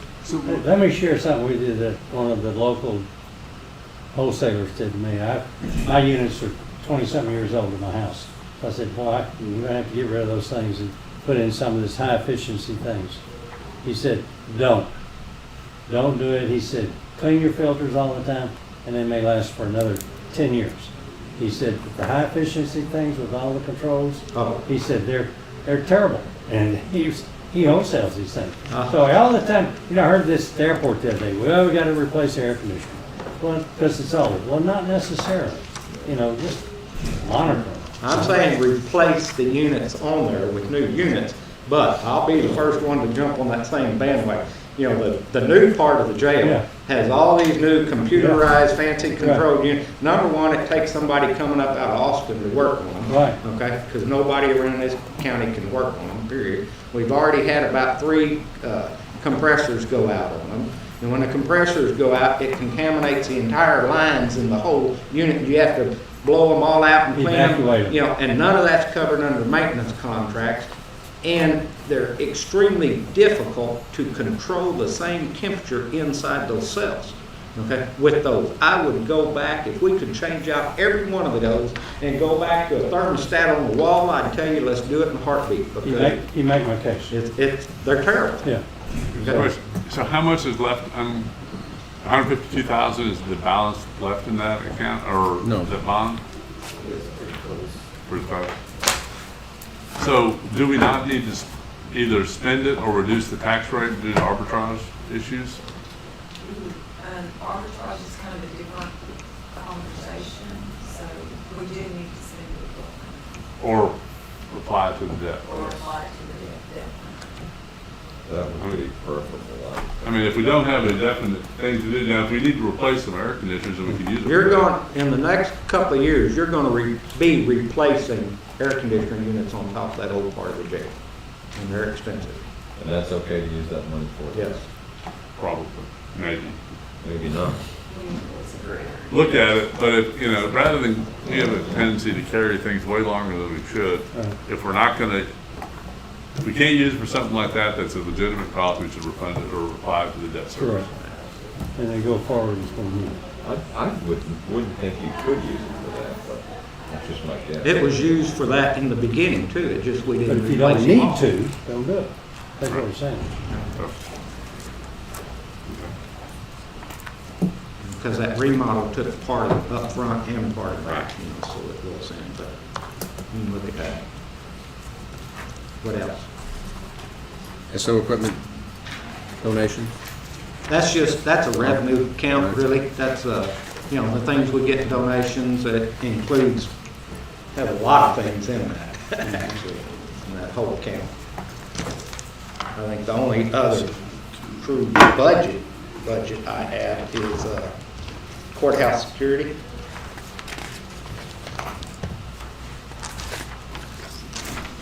Okay. I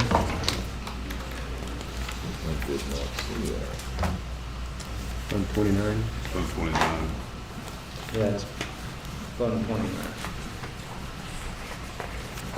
James, what is Fund Should be right after 29? the sheriff. 29. Huh? Courthouse security. No, Fund What? 29. Yeah, but I mean, why is Should be it, right after the sheriff's. why is it different than?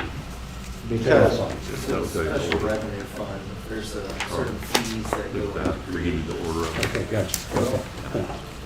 it's just we So never skip have 17, enough in those 17. fees to cover the entire budget. Okay, good. So that's why it's also in the budget. Yeah. It's a different funding mechanism. Some of it's a different funding mechanism, but I think it's what, not self-sufficient. so No. We occasionally have to put, additional tax money into it. when we started up to having 3 officers at the courthouse, things like that, it draws on that.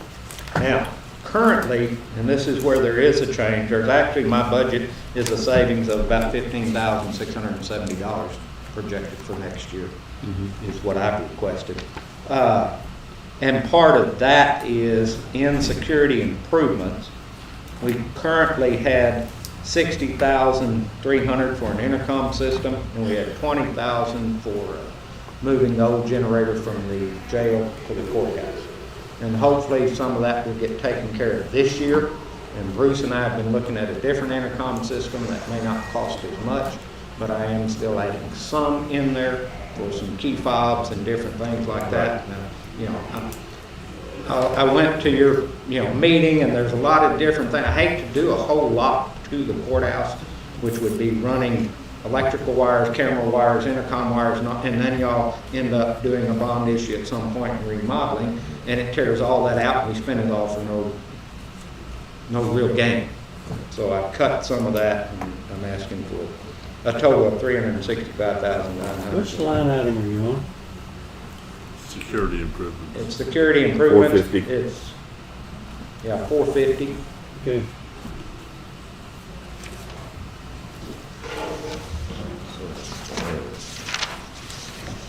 And that's the reason we had the sheriff come talk to the capital improvement planning committee to try to coordinate how we do all this stuff. Sure. And it was a very productive Okay, meeting, good. Good. very helpful. Rusty, is there enough money there? I mean, are you comfortable on the fobs to at least get some of the exterior doors all done with fobs? I mean, is there money in that for that, or is it better off just to wait completely? I think we need to wait and see what's gonna happen. We've got some of the doors with fobs now, you know, it's logging. I just think you need to wait and see what kind of remodel stuff is gonna take place. Because that does get expensive, because it's going to be our main control system for it upstairs is getting older, okay? And once you start adding a whole bunch more doors to it, now you're not only changing that door, we're gonna have to change that entire control system out and upgrade it all. And you're probably looking at over 100,000. Anything else for the sheriff? Yeah. Both of y'all get all this? Got it? Okay. Good. Thank you, Sheriff. Scott, you came back. Do you need to talk to us? Well, I just wanted to take the fire extinguisher and spray the bridges that I set on fire when I was in here a minute ago. We saw a sparkler, we didn't see any fire. Yeah, I apologize to Mr. Robles, who clearly was an innocent bystander. I say, you know, like when you're shooting a machine gun, you don't know where those bullets are going to go. And he took a couple of direct hits that were not his fault at all. I came here just to shoot at Moser. And I came here prepared. I thought you retired. At Moser, not for 5 more months. And then, you know, I ended up spraying the entire room. So I wanted to come back and offer my apologies for my short. I used to swallow stuff like that down. And it turned out that on top of that, I would swallow a lot of other things that I had to give up. I've changed that. I did want to call. I did want to come by and say that I'm sorry for being thin-skinned. And again, James, I apologize to you. He did nothing wrong whatsoever, other than approach the bear. You know. So He poked the bear. Yeah, that's right. I'm going to come and offer my apologies. Amends made and accepted. Thank you. You have to try a lot harder than that to offend most of us. Don't discount my. I didn't even know. Oh, I know. I didn't even know you offended us, so therefore. Somebody asked me a while back, while Jane and I were moved, when I finished the term, and they said, "Why are you leaving Kirk County?" And I said, "Well, I've managed to piss off half the county, and the other half never liked me that much to begin with." So, see you guys. Thanks. Thank you. Is Reagan outside? Do we need to take a short break? Let's do that. Let's take a short break. I saw Reagan. I saw him in the hall as well ago.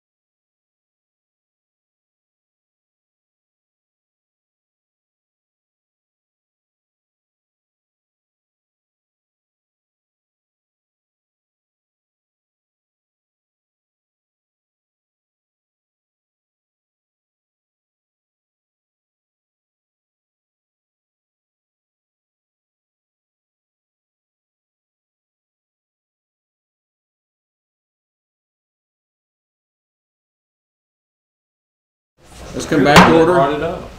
Yeah, I know, but. The court will come back to order.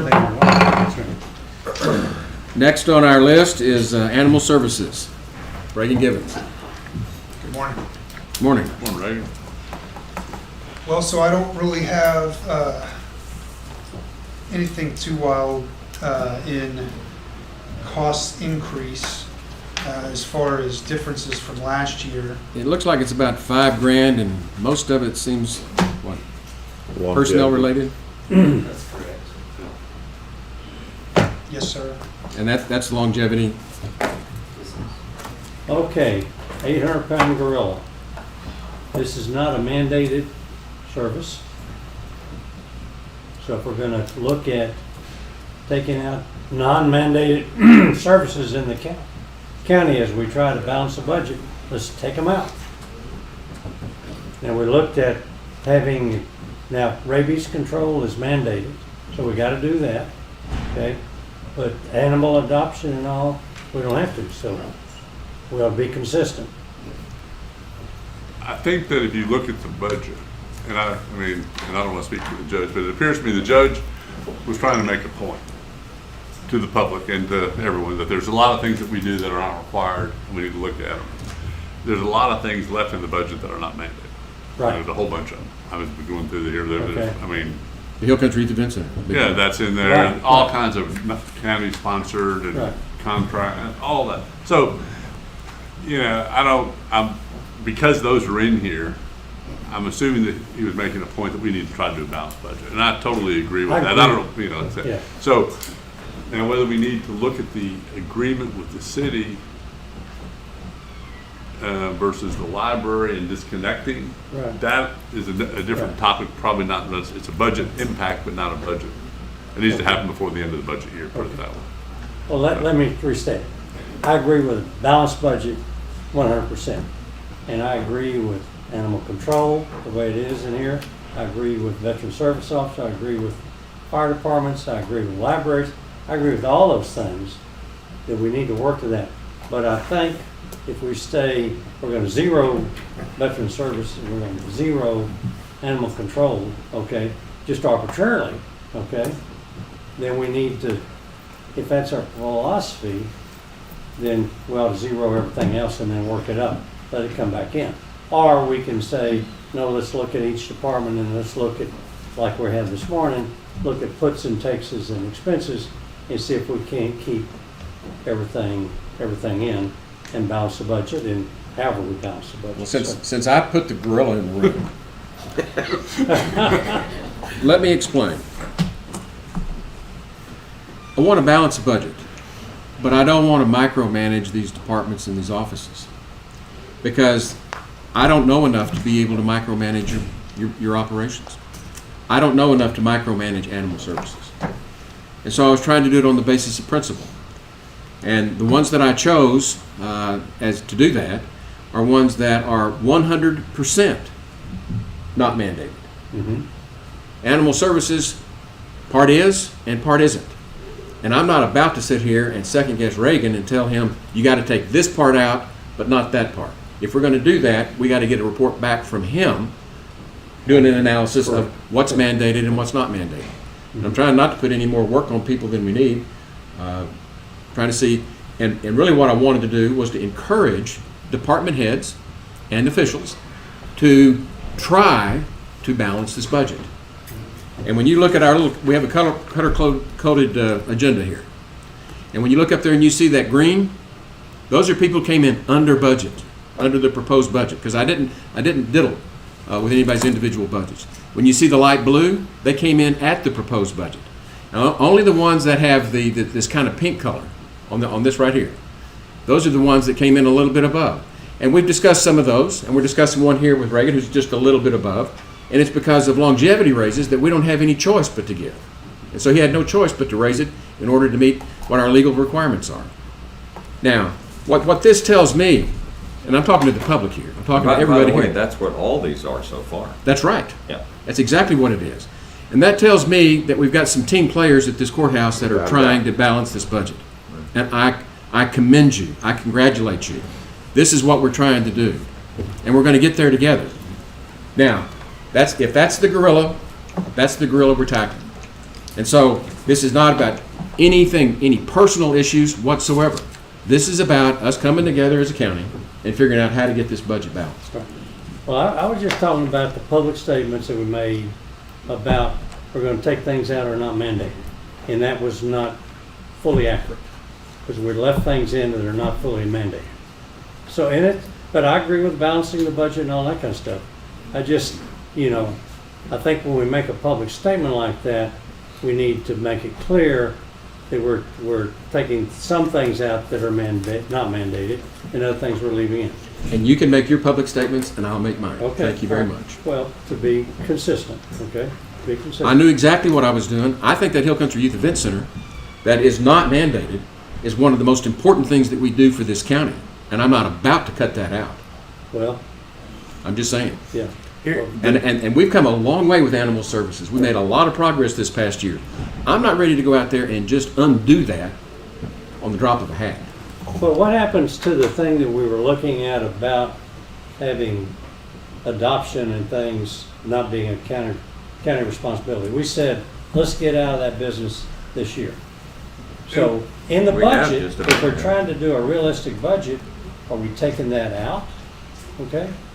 This is probably a transition period for that right now, isn't it? Well, most of our animals at this time are going to rescues. So if you'll look in our vet services line item this year, our current budget on that was $20,000, and I knocked that down $1,000 just because I was a little concerned. The past couple of years, we finished out with almost $13,000 that we've spent and almost $14,000. This year, currently, we're at $6,318 on my paperwork here. But that's less money we've put out because most of those animals are going to rescues. But and I'm asking, Ray, where are we on that objective of getting out of that business? we're no progress really, because I don't think that is, based off of recent conversations, I guess I'm not sure that's the direction that Kerrville Pets Alive is going. Well, if we're going to digress and talk about these policy issues, the 72-hour hold, we hold those out. That is part of what we roll in as adoption services that we're statutorily mandated to do. And what we've done is form an alliance with Kerrville Pets Alive for after 72 hours, try to get those pets to them if we still have them.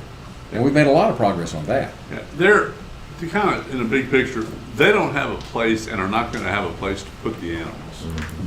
They're helping place animals, but we still have to hold them, so we have the cost of holding them. Now, they're also they have a mobile unit trailer that they've acquired, and they're going to try to, by using that, take temporary custody of some of our animals and adopt them out.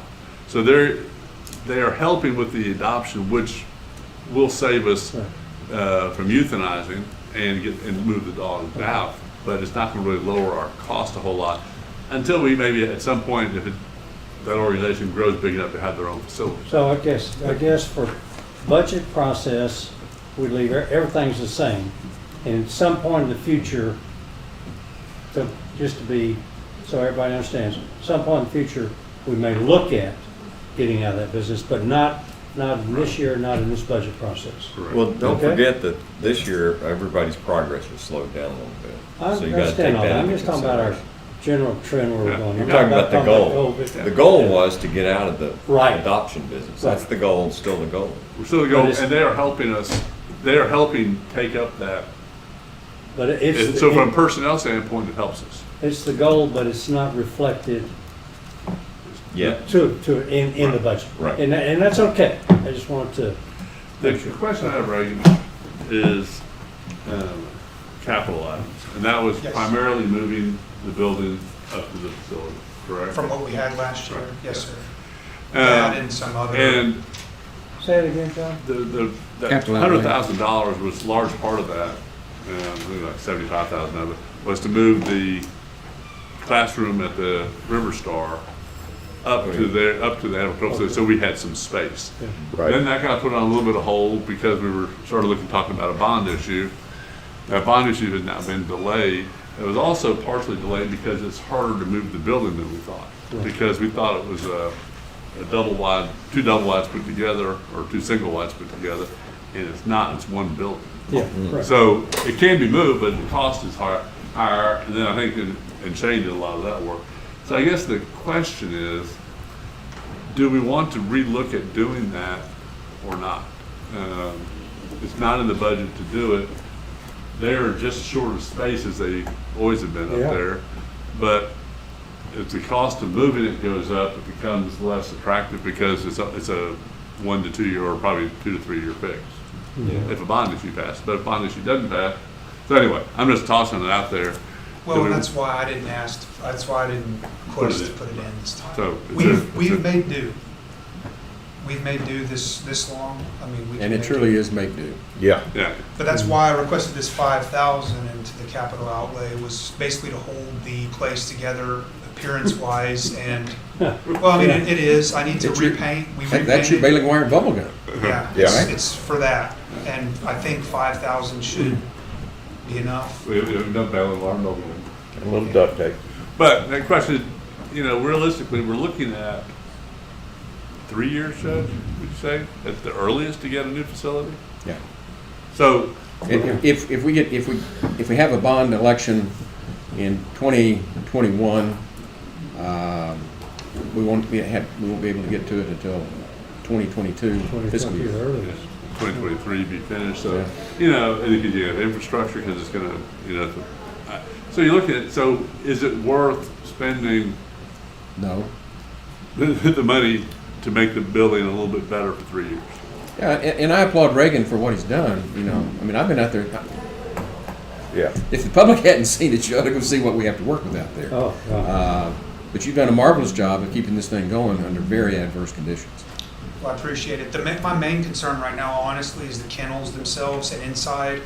I guess probably 5 or 6 years ago, maybe, there was some work done inside where a company had come in and, I guess, powder coated, if I'm remembering correctly, the inside. Well, that's all deteriorated at this point. I need to get people in there, probably mainly, you know, the kennel techs can scrape and stuff on a kennel one a day or something like that and repaint, but even the stuff that was repainted this last summer, I believe, by volunteers and others, has since got back to a point of looking bad with rust and flaking paint.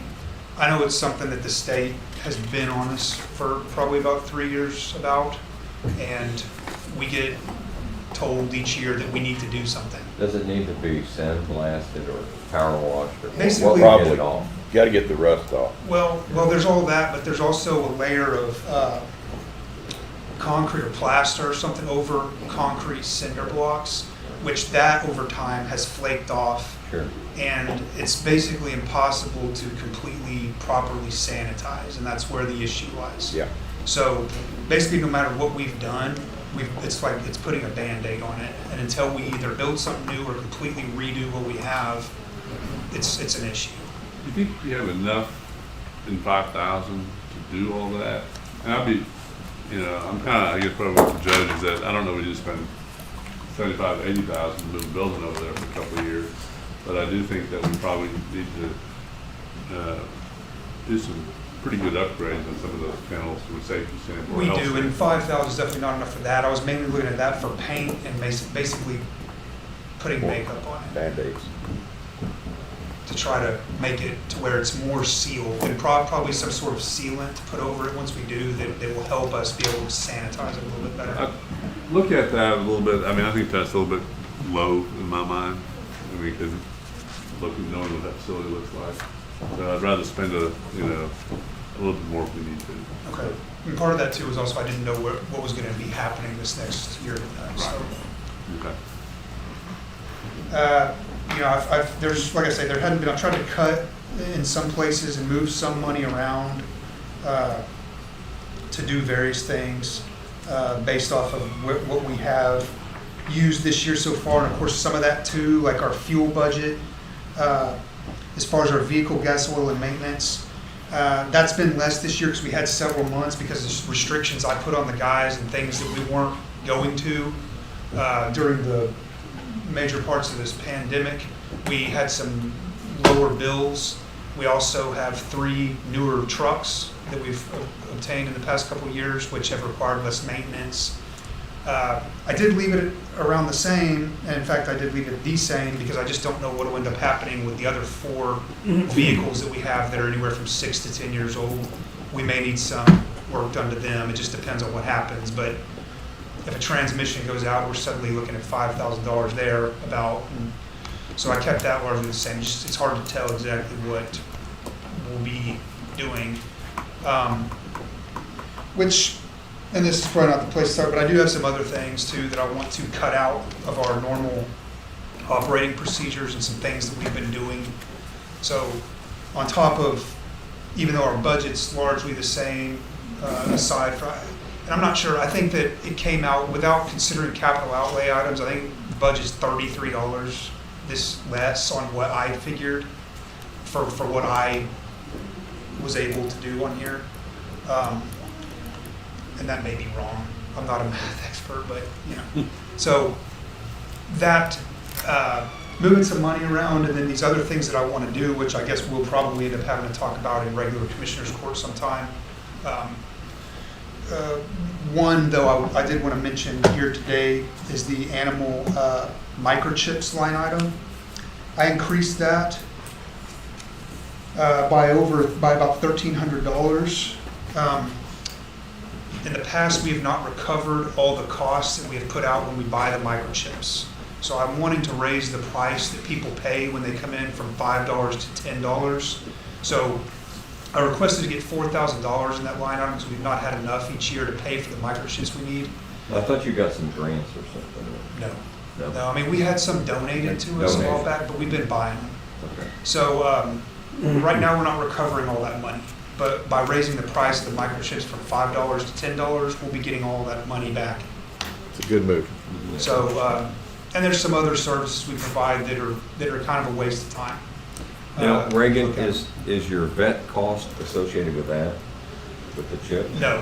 The vet. So you got what all do you do with vet costs? So vet services. Anytime we get, whenever somebody adopts an animal, we put money out through that line item to pay the voucher. So they're paying, but money comes out of that line item to go pay that the 40 or spay and neuter and rabies shot and yes, it helps with that. All of that. Yes. So that's money coming out of there. Anytime we have to get some sort of services for an animal that needs something, some vet care or something like that, that would be paid out of there. If we have some massive seizure of animals, where we had to seize animals from somebody where they're being cruelly treated, those can be high, those vet bills, because we have to get them, we have a vet come out and look at them, all that type of thing. But what you've been spending and what you're proposing here is a pretty big jump. So are you on the vet services? Yes. Yes. So it looks like we generally spend, like I said a little while ago, with the 2017 to 2018, we spent almost $13,000, and then 2018-19 we spent almost $14,000. This year, we've spent a lot less, and I think that is due to more animals going to rescues. So our adoption coordinator is getting more animals to rescues. We switched that up, and we gave rescues priority over the general public that lives here to adopt. And the reason. So do you need to? You don't need an increase in that. No. And the only reason I knocked $1,000 off what I'm asking for on that, just because we have not recently used a full 20. I just get a little concerned if we had some big situation where we do need the money and didn't have it, we would be in a bind. Well, you got a projected year to the end of the year at 10,000, maybe 11,000, and a requested budget of 19. So that's a pretty big disparity. Right. Well, we just haven't had any major events this year. That part of that is because of the animals going to rescues, because we don't pay anything on that. That's kind of what my point is. That right. And next year may be the same. We may not need that much. Okay. So it's one of those line items that we use sometimes, and we haven't used it as much in the past 2 to 3 years. In But the this year's past a lot year's been lower. about 13,000, so. Yeah. You probably could That's come like down a a little bit. 50% I'd say you upside. could take a, six grand out of it. Yeah, because next year maybe we'll have the same outcome. Because it's true, having an adoption coordinator now for the past year and a half has been a difference in that number. Well, if you go up on the chip cost, Yeah. and then Four. you, you're gonna actually earn money on that, not just pay for what happens, right, for the chip. And then more adoptions going out through Pets Alive and whomever, then I would think that you could save that money. It's So a take lot of four- money, but it's. Take 4,000 out. Yeah, then. go to 15. But still, should be, It ought to have a little pad in there still. right. It should be. Or we could take the 4 out of that and put it in capital outlay. And, Increase that one. Reagan, Probably. Yes, sir. operating expenses, 330, that, we jumped it up last year and, the judge put the same amount in, you reduced it a little bit, but it still looks like it's way Yeah. over what we've been I think doing. part of that one's probably just due to a reduction in calls and call volume through the pandemic. We haven't had as much equipment use through some of that because there was a whole lot of things that I limited the guys on. We weren't responding to any trapped animal calls, things of that nature. So I think we've just had a little bit less in there this year than normal. But that number that we currently have, that one I'm not sure how it ended up at 17,212. I don't know. Right. Is that We did it last year, and I don't know how it got there, but Yeah, so I reduced that some. Yes, sir. We might be able to knock a little bit off that as well. if you guys typically, think. what is that used for? That's gonna be operating expenses for every, Cleaning materials, stuff like it that? covers all aspects of the day-to-day operations of the facility. Some expenses are food, feed, kennel equipment, appliances for the facility, litter, bedding, the automatic watering systems, anything that kind of needs to be replaced over there with those. Okay, Disinfectant, cleaning supplies, sure. which we also had a large period there. The cleaning stuff is expensive when you get those products. Of course. We didn't have as many animals in the facility either through some of this, so it required less of that. So we've just, there's been less spending the past Yeah. 3 months. But it looks like pretty good cushion anyway. Yes, sir. Could we trim it a couple? I think so, yeah. Cut that 5, and then do 5,000 less than, That much? and spend it a little while. Let's see, we're, I'd go cut maybe 3 Okay. or 4. Y'all think? That's good. 3? three sounds good. Is there gonna be any additions to capital outlay? I think that's a good idea. I think you should put, Take the 4,000, put it in capital outlay. yeah, So that'll give us an overall reduction of 3,000. Right. right, Change that 5 to 9, yes. capital outlay? Yeah. I don't know if that's really capital outlay, it's almost, I mean, Yeah, it's not a capital item, it's more of, maybe we ought to leave it in operating expense. And, Yeah, Right, and combine that it. can be taking care of the Yeah. painting, right. Well, are you making a cut then? We're making a $3,000 cut. yeah, Out I of have a question operating. about your computer stuff, your software. Are Yes, you- sir. You're current, you hadn't had big expenses, you're comfortable with that? Well, I eliminated that because I did talk to the IT director, and all that, I guess, is coming out of their budget. I don't know why there was $500 in there this year, but I don't need it, as far as I can tell, for anything. Good. Any surprises?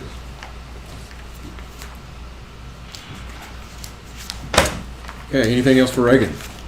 Well, I just have a question, a technical thing, on the, and I've looked at the stalls that the animals go in. And I know the problem you're dealing with having a coat of plaster over 8 block. Yes, sir. Have you looked at just getting off most of that material and getting something like hardy board on there for a smooth surface It wouldn't have to be finished by a plaster guy or a Well- concrete person. Well, we have looked at different options. We haven't priced any of those options, but we did see different things in different facilities, such as Fredericksburg and other locations. Our big problem at the time became, how do you attach it? How do you get it on there? Some places use a ceramic, or what, you remember what that was? It was Epoxy or it's like Epoxy. some the sort of, problem is every time you do an attachment thing, it's a weak point. It's a little spot where a virus or something from a health standpoint can attach itself. Well, You're not if improving the you can problem. coat that with any kind of oil-based paint. Right. So if you have that on there, put it on there right. And I'm talking about fiberboard, Right. cement fiberboard. And then cover it with a good oil-based paint, you might have a Until the pretty good dog seal. scratches it a few times, and then then you end up with another groove in it. I mean, they've tried epoxy, they've tried a lot of different things. It's a bad design. But dogs are gonna scratch anything. Right. But if you put on, they've got this like a, I don't know, it's like a cutting board, some of that plastic fiberglass cutting board stuff that is real slick. That's what we need, but that's a big expense, and something that would be done in a new kennel, but it's not practical to redo these very well. So probably another epoxy creep is probably the best thing on this, or some kind of a good paint, and try to get a couple more years out of it, but trying to get a new material attached, I think is throwing more money at a problem than I can be able to fix. it needs a lot of money thrown at it Yeah. to get it right. And so that's what we're trying to keep it together until we got the facility situation figured out. But, I mean, to me, I think the best thing to do would be to get all that plaster off there, honestly, and seal the concrete somehow, if that was possible, but I don't know. Right. I guess that's a question for some of the block has professional. little pores. It's just, Yeah, I know. yeah, it's, I looked at it. yeah. I think the general public would be amazed at what y'all have to get by with out there. I mean, there's a lot of flaws. But as a footnote, this is an example of Mission Creek. You start off freeing the county of rabies, and you end up with all this. Yep, get saddled with, Mission Creek. But he's creeping back a little bit in some areas. It's not his fault. No. No, but he's creeping, yeah, as an example. This is government at work. Yeah. Mission Creek. But a good thing is, Reagan used to loan out traps, Yeah. and I think that's pretty much no more. Well, we're still doing it now. You are doing something now. I'm trying to, I need to figure out how much of this I need to come to court and ask about, because there is one in particular I need to come and ask. I'm trying to make people be more responsible and trap these things themselves, but there's certain situations that we need to get involved to help a health problem. Well, we still want to trap, there's also other things, like eliminating the non-high-risk rabies carriers from pickup, like if you trap a armadillo or a possum or a squirrel, I don't think we should respond to that anymore. I think we need to respond to the high-risk rabies carriers in traps. And So, thank you. good job. Okay, thank you. Okay, Veteran Services, Jennifer. Good morning. How are y'all today? Good. Good. Have you ever counted on doing this? I have not, no sir. This will be my first ever, so I hope I do well. We were able to cut our budget by 43%. I think that's really good. We are planning on applying for grants through TBC. So when that time comes, we will address the court to ask for permission to apply. And then if we get it, we'll then ask the court to allow us to accept it. And that's all I have, unless you have any questions for me. Any questions?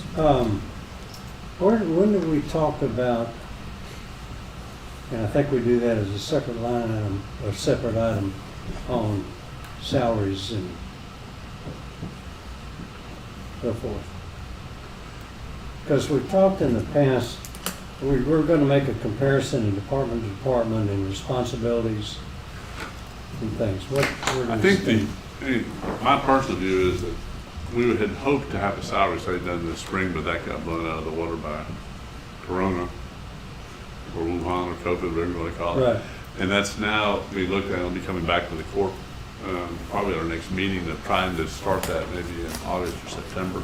Okay, but how do we? But I think the long-winded answer is that until we really look at a salary study, I don't really think we ought to do a whole lot of tinkering with salaries and stuff, salary budgets and all that this year. Okay, but should we do something in the budget for that, or I think something of saying if we need to make an adjustment, we've got the money in there for it? either we do it next budget year or we put some money in the contingency line item or something like that. I mean, that'd be the two where I would recommend if we did it, but I wouldn't put it in any department. Yeah, yeah, no, I agree with that. So maybe do something in this year's budget preparation and a contingency for that if we're gonna make some adjustments. And we'll talk about that at a separate. Separate. You have a payroll contingency. Okay. Okay. And I think, but, you know, it's hard to make budget adjustments mid-year in my mind. Yeah. So Yeah. I think it's better to, I mean, it's a year later than we wanted, than I'd hoped to be able to do this, but that's reality. Okay, good enough. Okay. So, all right. Yeah, I think it's better to do it that way than a departmental. Okay, good. Anything else? No, sir, unless y'all have any questions for me. Any questions? No? Good job. Thank you. Thank you. I have a question in your relief. Yes, sir. Oh, well, thank you. Y'all have a nice day. Thank you very much. Thanks, Jenna. Treasurer, Stacy Solden.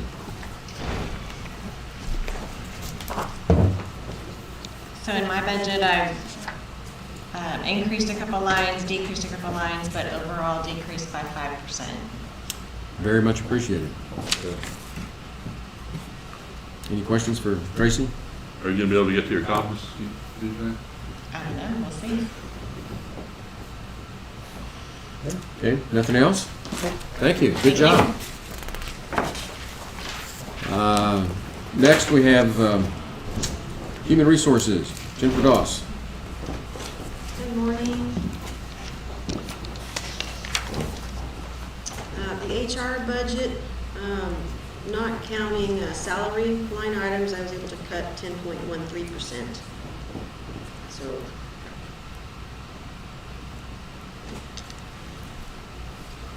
Does that surprise you? it surprised What me. percentage? 10% is pretty good. It's hard. I mean, when you have as few line items, it's, we're no fluff. Is the, what do you call it, the salary study contract, which is this year's budget, but it's not going to certainly all get expended this year. Hopefully some of it will be. Is that in here anywhere? No. Part of that? That'll be a different thing. It's a non-departmental? Okay. Now, but that's not professional services. We have those in the account, salaries, it's all right, so. It's all that stuff. It's a neither fish nor fowl kind of thing. Consider what, Fund 409? That's correct. That'll be on 44 days. Yeah, Monday afternoon. Okay. All right. Any questions? I know it's hard work, but we really appreciate what you've done. Thank you. Okay, let's go on to Indigent Health Services. I wasn't so lucky to cut quite as much of indigent health. I did look at it again from what I put in the system, and we can go down to employee training down to 1,500. I think I had it at 3,000, so we can cut an additional 1,500 there. Which line is it? 300. Yeah, 641,300. What is, physician services went up a lot over actuals. And looking year to date, it's not nearly what, 15,000 in the budget this year. So, Is that those $800 ambulance trips and all that stuff? Okay. That did jump up a lot yeah, that's my last point. year. That's my point. Yeah, exactly. Yeah, we went from actuals of 5,000, 1,300, budget of 15,000, projected end of year 3,000.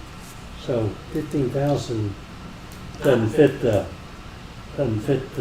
trend. All right, I'll have to look into that. I don't know of that particular item, but I can find out.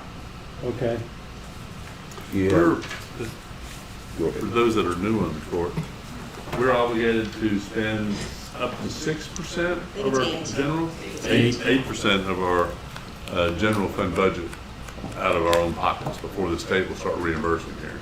Okay. So the fact that we're spending, our total budget's 282,000, it's remarkable. And we used to be spending, and then before we started this as an internal department, that was about $1 million a year. And that Yeah. was 15 years ago. Yeah, not even that long ago, yeah.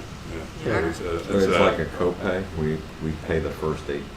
Yeah, we pay the first 8%, and then the state will pick up anything over 8%, but we're, all counties are obligated to pay that now. So this is a really important department because it's a direct savings.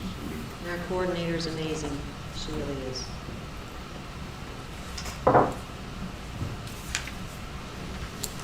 Any other questions for Ms. Dawes? So where did we leave it with the? Cut 1,500. Huh? Cut 1,500 on Fund 300.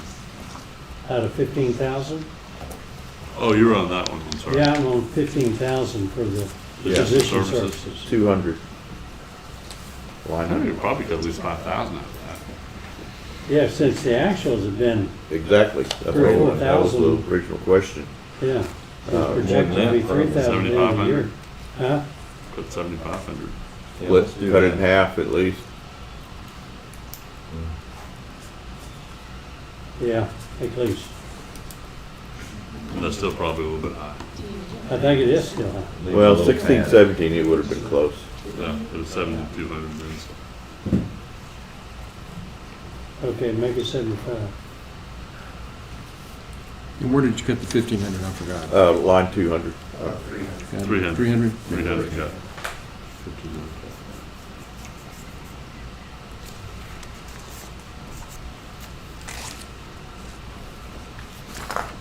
Okay. And John, I'm new, but I'm thinking this line is one of those that if expenditures come in, we have to pay it. Up to the 8%. The trick is not qualifying them as indigent. Double checking them, really. In triple, Yeah. and see if they own property, because, and this is the issue we had when the sheriff brought up that Bear County won't reimburse. Well, they just, if you say you're indigent, they don't check. I don't know that to be a fact, but I'm guessing they're not nearly as strict as we are. And here, if you own property, you're not indigent. You can sell your property. You may not want to sell your family ranch, but you could. Mm-hmm. Yeah, we have a very good investigator. Yeah. We do. Okay, so we took $9,000 off Right. of that. Right. Right, okay. Good Okay. job, John. Thank you. Thank you. Tax assessor collector. Good morning. I guess it's still morning. Barely? Barely. Yeah, right. Barely. Hurry. Hurry, so we can go to lunch. Well, I don't know about that. I provided the court with a summary and put in your boxes Yes. regarding my budget and what I'm faced with for this upcoming year. As far as election services, you'll recall month, 6 weeks ago, we applied, or y'all approved a resolution for a HAVA grant, Help America Vote Act. And part of that is, in listening to earlier presentations, we can't reduce the budget and use the grant to cover it. The grant's covering excess fees that may develop because of COVID. Example, more postage costs for those who do qualify to vote by mail. Therefore, I've left, with the exception of the payroll items, and I'm talking under election services 402, I've left it the same as the current budget year so we don't run afoul of our grant application.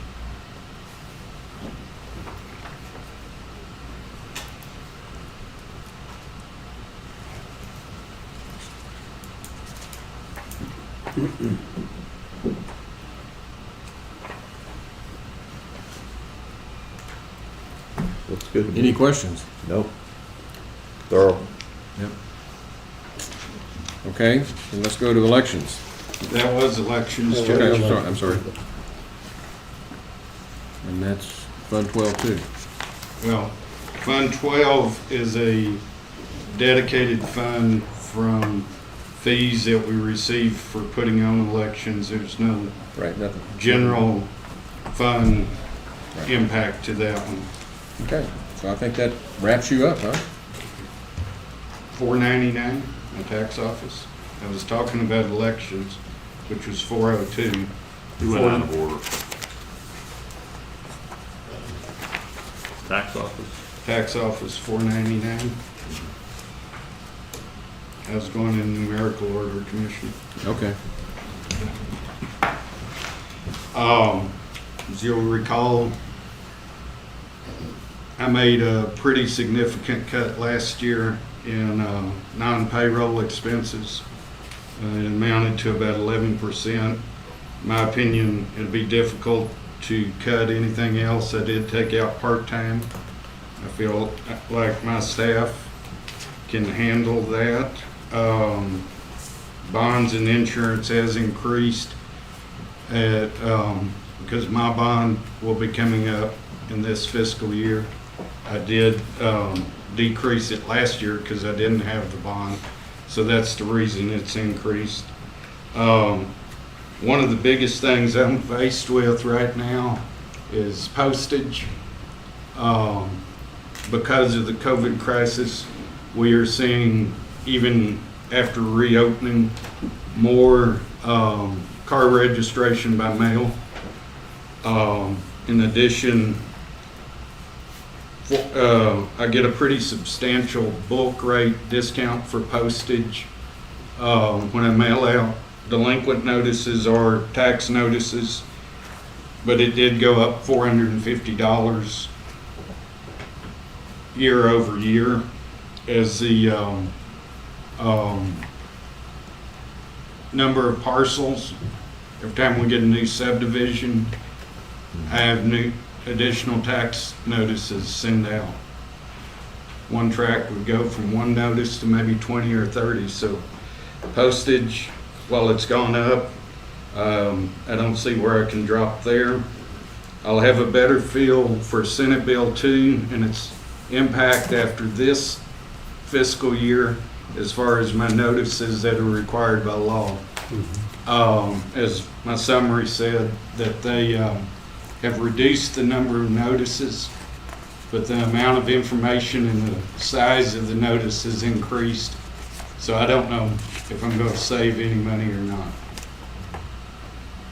I will point out that my office, in commissions and fees from other governmental agencies, not my tax collecting, not what we get for license plates, but commissions and fees, comptroller's commissions, $573,000 what I bring in, over and above what I collect for constitutional fees, or the tax revenue.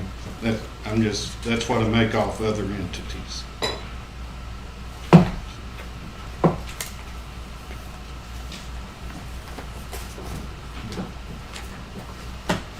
Okay. Okay, any questions?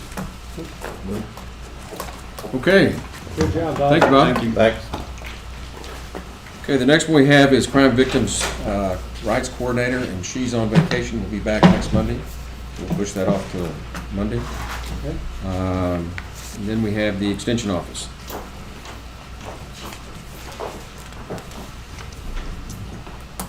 Good morning. Good morning. Okay.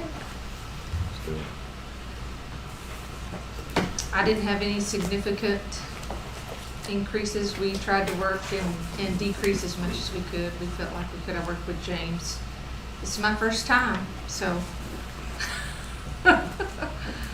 Is the Ag Extension, is that a mandated function? It's a separate function. I don't know what you call this. It's a partnership. It is, but it is An statutorily MOU. imposed. Yes, legislature. Okay. Because they're very much involved with FEMA. now. Yes. Yeah, Right. well, I knew there was a relationship with Yeah. A&M Yeah. on all that stuff. I But work how for, many- I work for A&M, yes. Huh? I pretty much work for A&M, whatever they tell me to do, so. Every county has it, or is covered under an extension office, I think. Mhm. They may Every not county's have got one. one. Every county has a presence in the state of Texas. Okay, good enough. All right. Some counties don't have what we have, but we're fortunate here, so. And we will get a new ag agent. I just talked to my supervisor this morning, and they're looking at September to be able to, we're on a freeze right now, so, but they're looking at September to be able to open that back up and start looking for those positions. There's a lot of positions across the state that are open right now, so. Okay. Do I need to go line by line, or did No. y'all have No. questions, or? Any questions? It's in order. It's good.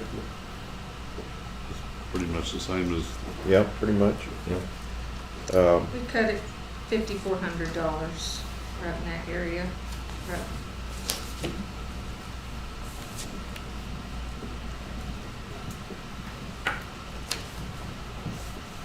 Yeah.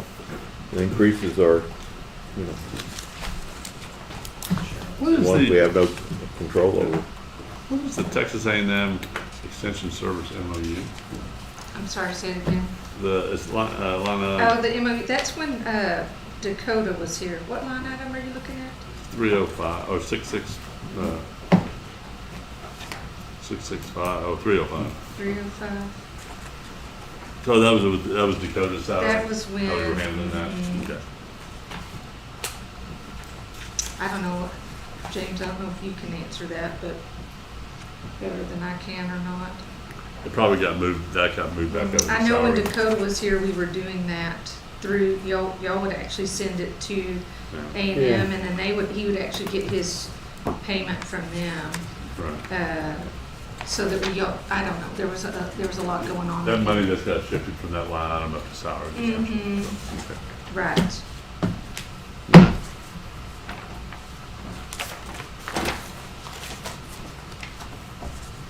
That's good. Wasn't so painful, was it? This is the first one, right? Of many. So, okay. Okay. Well, thank you. Okay, thank you. Next one is Commissioners Court. Commissioners Court, County Judge, and then the county courts. Based on the discussion that I've initiated about court reporting, I'd like to put those over and handle those all together on Monday afternoon. Okay. Okay, that's Good good. enough. And have better numbers. Okay. Whatever we do, we got to figure out where to put it. Yeah. Only other thing I would see on the Commissioners Court is on conferences, I'd probably go back up to 4,000 on that. Who knows if we're gonna have them? But, Said on conferences? yeah, Yeah. cut it back, just cut the 500 off of that. That's okay. It's a legislative year, so we tend to go to that conference. And we're supposed to go to some other ones. I mean, You're not, I'm exempt from a you're lot of exempt this. from all that. You're vested. Gosh, you're vested. Even though they still send me things I'm supposed to go to get my You ignore them. advanced certification, You something ignore or it, another. though. Which I said, like, yeah, Okay. I don't mean to be. Good. Okay. Okay. So with that, I think we finished up all the other departments, and we go to the auditor's office to present budgets. So we're bringing back Department 426 for the salary for the football quarters, but the other ones that are in Department Supply. I was going to talk about all of them on Monday.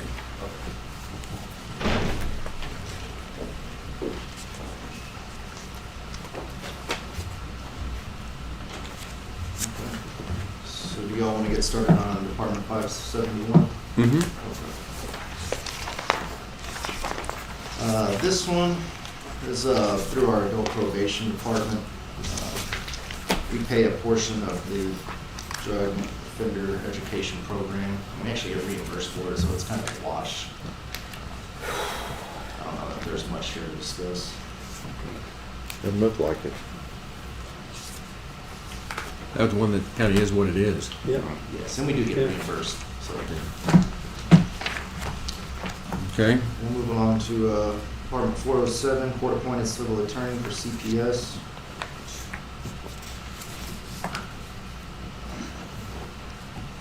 We brought that one down to $149,500. Pretty significant cuts in the court-appointed civil attorneys. That is. Any questions on that? Well, how's that accomplished? I've wondered the same thing myself. It's not through a lack of cases. I think there's much more efficient in determining, how they do that. I never really got a clear answer for it, but Well, this year, some of it's been just because of the Zoom. Zoom's cut down a whole lot of time. Like I think mental health, we probably do, this is CPS, but like mental health, what used to take 15, 20 minutes, we're doing it in 5 or 10. Same thing for And juvenile. no drive time. And in probate, what used to take, took Judge Pollard 15 to 30 minutes sometimes, we're doing in 5 to 10 minutes. With Zoom? Yeah. Yeah, we just get them all in the waiting room, line them up, and just go through. They're self-proving wills. Yeah. And just go one after the other. And we have attorneys that, that's not the CPS, but I'm just saying how we do it. Right. Zoom has made things much more efficient. Good.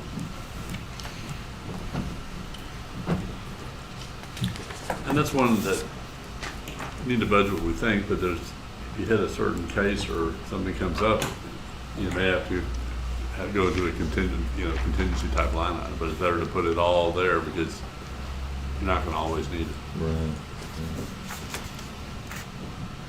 County operations. County operations. okay, this is our grant match for the airport. 25,000, along with the city's 25,000, gets us 50,000 matching from TxDOT. And that one, again, it is what it is. Can that, with the, what's the right term for the money that they have Reserve. Can that be used for this? Yes, it can. Huh? Yes, it can. But why shouldn't it? That's a great question.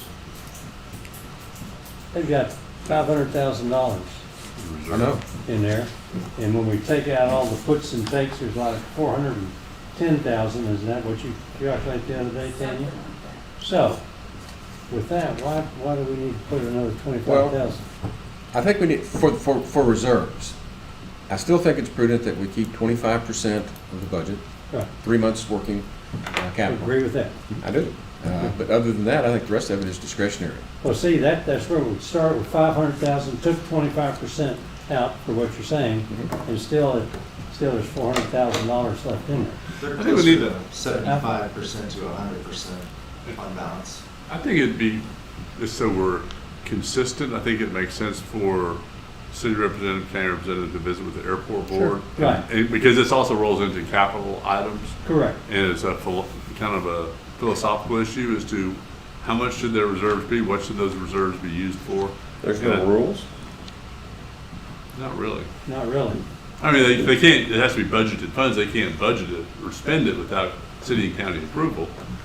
But does it, like last year, in this year's budget, we budgeted, I don't know, $600,000 for capital items? Right. Well, we could have said, no, use that. Right. They didn't spend it, so it didn't make that much difference. Right. But I think we need to sit down with the airport board and say, okay, everything's going good, y'all done a fantastic job, you've got a reserve built up. Now we need to figure out jointly how to use that reserve Right. to help the city and the county not have to fund some of these things out of our annual budget.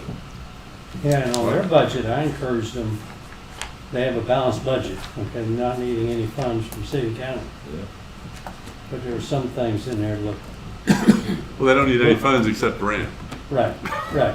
And so, well, yeah, right. Which And is so I funds. encourage them to a manage, different word manage, for fun. manage what they have and put as much as they can in this reserve. I think that's a to great be idea. used for capital improvements. And so I think that's where they're, at least I encourage them to do that. So we'll see where that is. But for budget, our budget purposes right now, why don't we take 25,000 out and then go back and visit?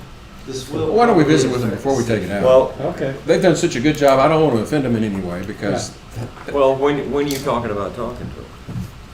well, we got two people on the board. Yeah, we can, When will you? we can meet, well, I'm meeting with. Matter of fact, they had a budget, they had a meeting this morning. I'm meeting, with Mary and Mark tomorrow morning at 8:30, so I Why can don't bring you it bring that up. up? I'll bring it up then and say, call a meeting with some of your Yeah. city rep too. Okay. Because as you say, you don't want to deal with this later. Okay. Okay. There's a possibility of 25,000. Maybe. But this Well, gets it's a good back to, idea. when we sharpen our pencils and really take a close look at this budget, there are creative ways for us to approach this to help us get a balanced budget. And I really applaud what point that you've made. Yep. Okay. Okay. What are you down to now? Health and emergency. Health and emergency services. The one difference here you'll see is the Child Service Board. We used to provide them money at the direction of the judge. This was one of those, I believe, non-mandated accounts. So What was that used for? I believe it What was does it Service even Board. mean? Don't you serve on that?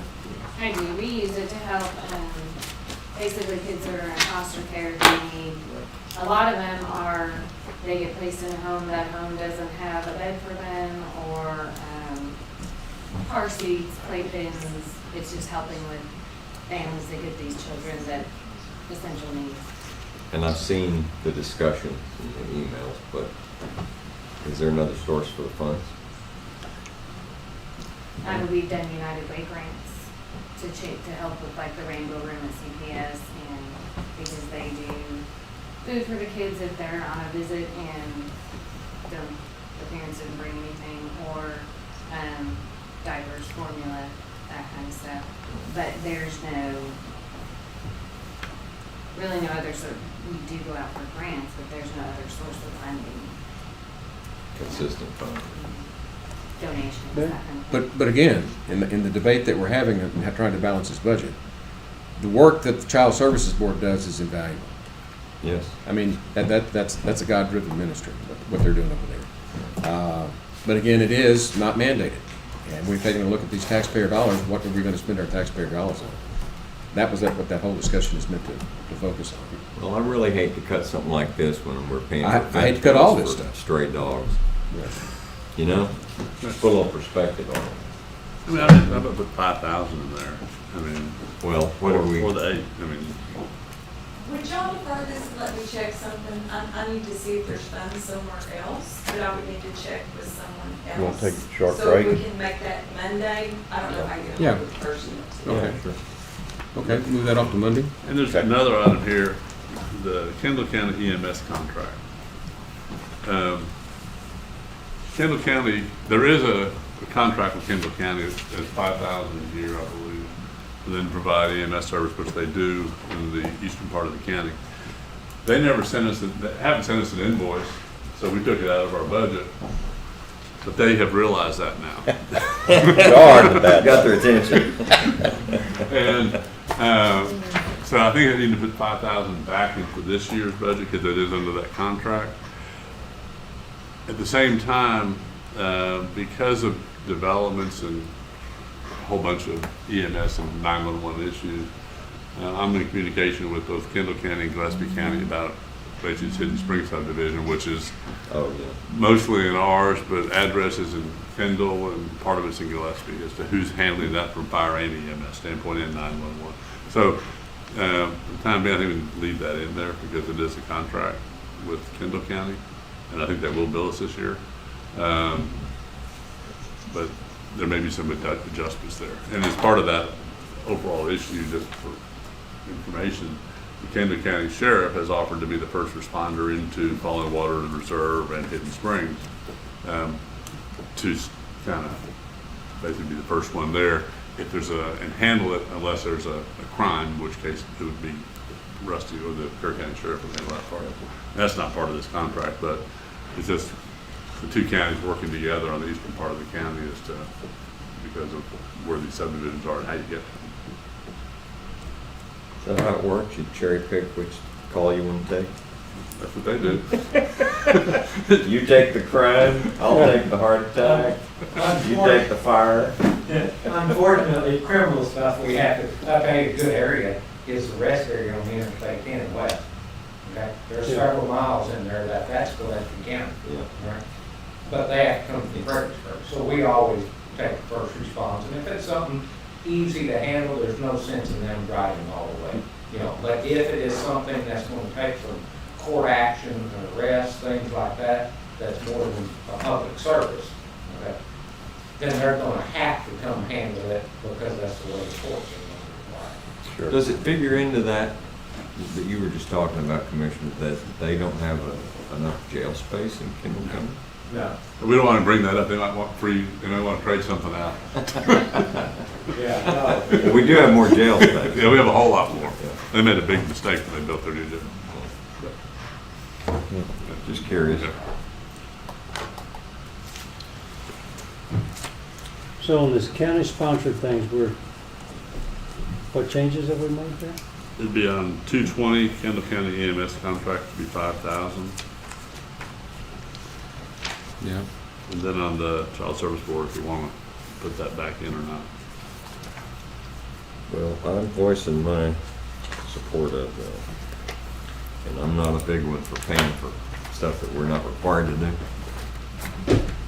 But I don't think there's one taxpayer out there that would say no to that. I have no problem putting that in. It's a relatively It's not a lot of money. significant amount. But And as Jody said, it's for cheap stuff like diapers and baby blankets and jammies. We may have a different source of funding that. If we can get it, that'd be great. Right. Okay. Leave that in until Monday, and we'll know Monday. For the county-sponsored activity, again, these are non-mandated, the majority of them. What I did keep in was the trapper contract, the emergency management, and the ACOG dues. Historical Commission, I wasn't entirely sure if that was mandated or not. Which one's that? The last one. Oh, historical. I should know this. I think it's part of our partnership with the state. Yeah, but I think, But I don't know that it's mandated. I don't know that the funding is mandated. That's what I mean. We're mandated to partner with them, but I don't think we have to pay for anything. So let's go over again. What are you keeping in, James? Trapper contract, Right? emergency management, ACOG dues, and at the moment, Historical Commission. Okay. Is Diedrich Center in this group? Pardon? Is Diedrich Center in this county-sponsored group? Yes, it is. I only bring that one up because I know for them to get the grant funding for Meals on Wheels, the county has to pay a certain percentage.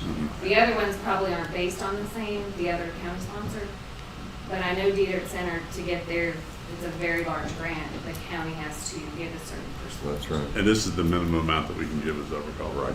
They've calculated that. Again, taxpayers don't mind helping. Okay, a lot of that back in. Then on economic development, what's the number, Tom? 22.5. 24.5. Huh? There's 24.5. Yeah. No, I think That was the old, I think that it's. was the old one. That's the old I think it's 22.5. Yeah, I think 22. It reduced. Yeah, it's the last one.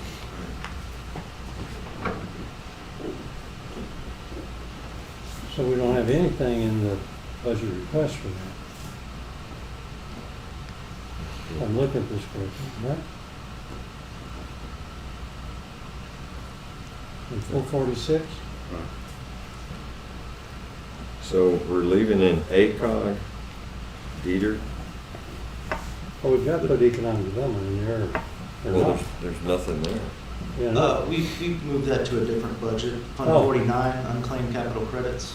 We pay for it out of a special Okay. revenue fund. So you just moved? Yes. Oh, okay, all right. Then we discussed the amount on that, something the last time this came up. Yeah, we'll see that on Monday. Okay. Good.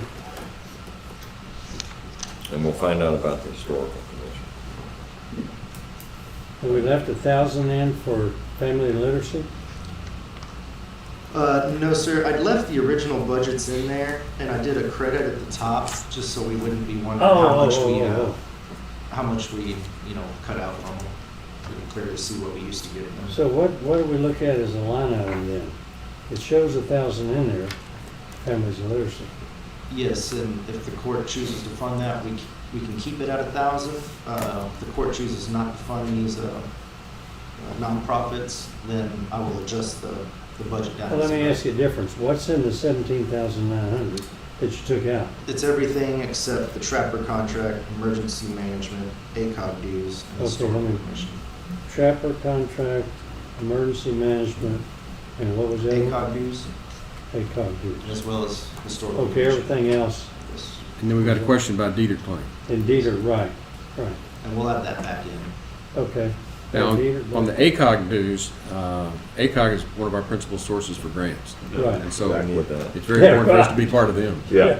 If you don't have a card, you don't get in the car, you don't Yeah. get the That's right. Need membership. That would So, I not be mean, good. when people ask why we're doing ACOG, it's because they give us lots of money. Right. So does that leave us, here's what I have, Trapper, Dieter is a question mark, ACOG is in, Historical Commission is a question mark. Everything else is gone? Emergency management, did you get it up there? I did not see that. How effective is that trapper contract, or trapper? Very. It is, yeah, it's important. Have you ever used it? It pretty much goes to every ranch in the county. Yeah. Has it been to your ranch? Yeah. Have it? Okay. I should have used it, my dog eats those ears.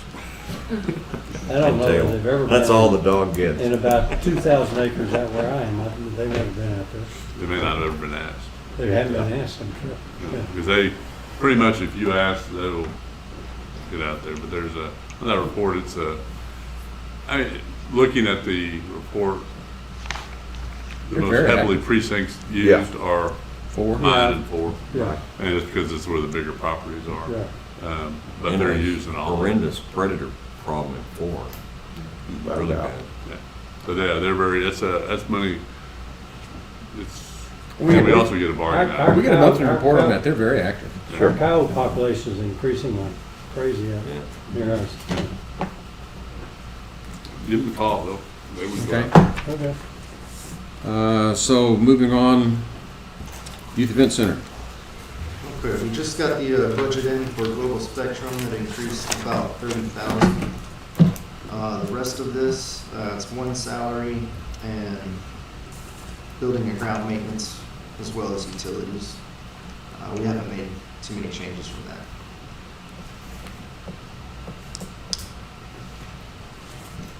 So we added 30,000 in salary, is that what you said? No, for the contract we have for the management company. Oh. So, wait a minute. So what is the, I'm going back to actuals, there's 100,000 increase over the actual from before, so what are the big increases?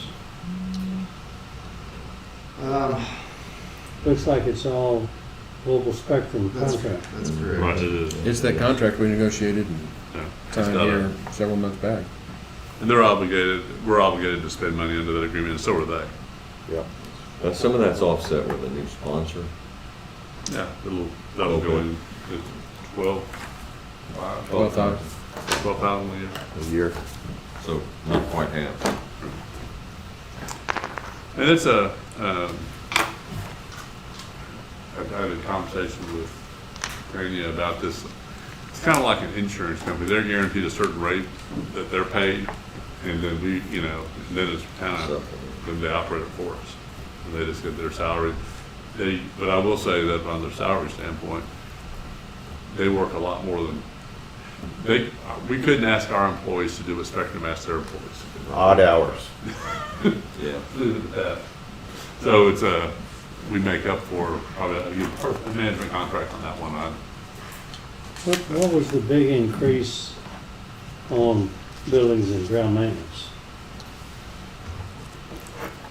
We did not change that. Oh, No, you didn't. actually, that was a budget adjustment that we did. It was originally 15,000. We have done an adjustment down to major repairs to cover the difference. Yeah, but there's 15,000 in the budget request. Correct. And the original budget for this year was 15,000. We have reduced it to 13,700. Yeah, but so what is it for? Is my question. I mean, previous years has been 6,000 or 7,000. So I think it's partially for aging equipment. It's anticipated. It's not only for items, the building's now, but 6, 7 years old, and that some of the things are going to start wearing out, and I think it's just anticipated maintenance increases. Like what kind of stuff you talking about? Those fans, sweepers probably. The sweeper okay. that cleans the floors, the lifts, That- We just bought them something a while back. Forklift. I believe. forklift. And a lot of that stuff is used and we've been buying them. And I think it's just it's that type of stuff. I don't think they have a specific item, it's more of Maintenance stuff. maintenance. Big maintenance. So just looking historically, it's a big jump. Yeah, it is. Take 5,000 out? Well, yeah, was there a request put in for anything? It just seemed to be arbitrary, otherwise it's like twice of what was used. Shane had kept it the same, so if y'all want to reduce it. Cut 5,000. Take 5,000 out. Okay.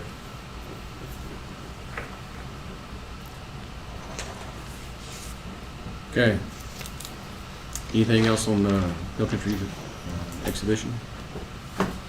One of the things on that, and you're right, I can get with Shane. At some point, we need to probably look at painting, so we don't have to repaint the whole building at one time. And I don't know what the wear looks like, and I think we're okay. But down the road, we need to start doing some of these things annually, as opposed to having $50,000 paint bill 1 year. Which should probably be on a rotation. Yeah. And we had, I mean, still, the building still looks really good, but at some point, we really start needing to either that or maybe budget have a maintenance fund set up so that we can start preparing for big maintenance out You talking inside? there. Inside, yeah. But we're good this year, I think. You know, we could do something like that too for all of the county buildings, you know, just some percentage of the value of what they are and do them on a as needed basis. Right. You know, the courthouse, the vet center, et cetera, et cetera.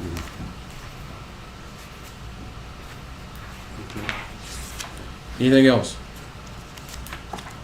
Okay, let's move on to capital projects.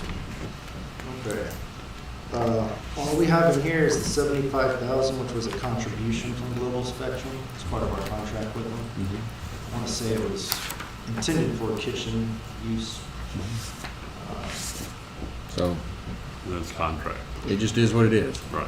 Well, it's ours to use. I think it was kind of delayed with COVID along with everything else. Okay. Okay, juvenile detention facility. We're not doing much out here, just property insurance and utilities. We could probably actually reduce the utilities by about 5,000, maybe take it to 35. I think they just keep it cool enough in there to keep out the varmints. Well, let me make sure that the court understands. Juvenile probation is planning to move their offices from the old building into the new facility probably this summer. And so that will become their new office. And then we've got the old building that we're working with in capital improvement planning for storage. And what do you call them, the new building? It's going to be the juvenile probation office. So you said, which new building are you talking about is what I meant. The old detention facility. I say old. It's the new building. One is newer At than the the other. facility. Yeah, okay, I see what you mean. It's the one on the far east end of the property. But that's going to be converted to their office at minimal expense. Jason has it in his budget. The board approved his move at our juvenile board meeting this past week, so he's probably looking to get in by August. Good. And then that frees up the other one for whatever we're going to do when we're ready to do it. Okay, next is TDA grant funds. The next two funds, Funds 32 and 37, are TDA grant and Center Point wastewater project. There's not a whole lot of discretion in these budgets. I just put them on here for discussion purposes. We do it every year. Okay, so let's move on to, where are we now? Permanent Improvement Fund. Fund 70? Yes. Okay. We have a balance of about 39,000 in there. And this may be something that y'all can use for painting you're discussing.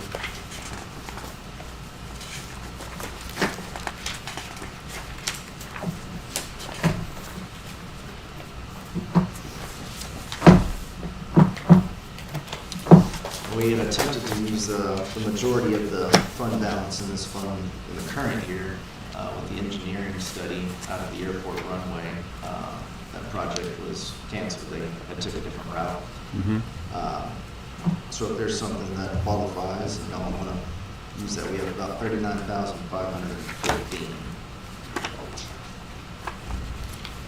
39,515? Yes, sir.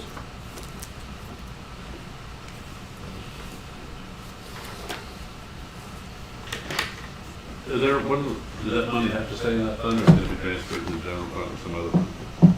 I'll have to check on that. Okay. So moving on, then that takes us to fire protection. Okay. Before we leave that one, Judge, if we don't budget anything in that fund, and then we need to replace an item somewhere, that is eligible under this, do we declare an emergency and then access, or do we have to budget it now? Probably wiser to budget now. It makes sense then to put 30,000 in it, just put it anywhere, almost, seems to me, is to put it under improvements, wherever. And that way, if we need it, if we don't, that way we don't have to go into another budget line item if something breaks somewhere. Why that amount? Because we have 39,005 and it's going to leave 9,005. But I'm wondering, has there been an average, or has there been something you've noticed through this process that there was a... No. No, it's just that we happen to have that much money in there, and if we can't transfer it out, we should budget it so we can probably use it, as opposed to using general fund. I thought all of it had to be used. What is it mainly for? It's for any permanent improvements to the county and facilities. Because one thing I know is that we lack drastically, and y'all kind of touched on it while ago, but it's more like a preventive maintenance type program. On a lot of these, the painting or the preventive things, to prevent issues. Right. If you look around here, some of the plumbing or the restrooms, they could use some good improvements, where I think they're all good, but we got to concentrate on preventive maintenance. Right. And not just reactive. Or called plan maintenance, right. But this looks like this would be used for any major repair at any county building. That's correct. So, That would be something, Yeah, there's plenty of places it could be spent. the air conditioner at the jail. So put 50 in. Well, we only have 39. Hmm? We have 39.5 Okay. available in that fund, so Okay. budget 30,000 somewhere, Okay. and All right. it hasn't really impacted our budget. Does preventive maintenance qualify for this fund? I don't, We'll have to look at the Yeah. I don't know. statutes.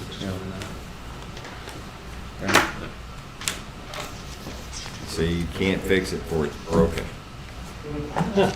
Well, if it's a capital matter is what I was looking at. Yeah. We're also gonna be out of warranty on a whole lot of stuff on jail expansion. That should be some capital expenses sooner or later, you know, plumbing stuff in there. You get one plumbing valve, one plumbing valve and that's what it's for. That could be me if the camera wasn't on. Okay, fire protection. Okay, so I've kind of budgeted this the same as the other nonprofits we were discussing, where I kept the original budget in there, but you'll notice a credit at the top of it. That credit is all of the volunteer fire departments' total contributions. What we did do is add 100,000 back into it as a pool that can be allocated at the court's discretion. That contingency fund, emergency fund. That's the grant request fund. Uh-huh. That's the quote grant request. If the volunteer fire department comes in for a request, then that's. Well, it's trying to switch over from the cookie cutter Sure, payments to yeah. the needs. Yeah, that's payments. what I'm saying. Yeah. I'm saying the same thing. Right. So 100,000 in there is what we put in. Well, I'm sure we're gonna be talking about this for the rest of the month Sure. and next Yeah. month too, but, Right. for now, just trying to put a placeholder in there that we've got to wait to do That's it. good. Right. Well, so if everybody's funded Well, at everybody last year's knows. level, sir, If everybody's funded. if everybody's funded at last year's level, and then a contingency fund as well? Is that- No. What, and again, this was just what I proposed. We talked about it here the other day, that we were gonna try to get away from the cookie cutter payments and get to a needs basis. Right. So they come to us with a need. But we gotta have money to be able to fund those needs as they come. And so I just parked a $100,000 figure there for us to continue this discussion. And if that is the case, if y'all want to go with the 100,000 in the pool, then I'll remove the credit at the top of the account as well as all of the 25,200s and other cookie cutter. Say it this way, James. Over in the left-hand column, what are you gonna leave? You're gonna add the 100,000 in. Correct. That's the volunteer fire department pool. What else are you leaving? City in? fire EMS contract. Okay. And the last one is the very bottom of the 911 grant towers. Okay. And Those then three everything else is out. That'll be all zero. Okay. Three items in. And then there'd be a $100,000 fund.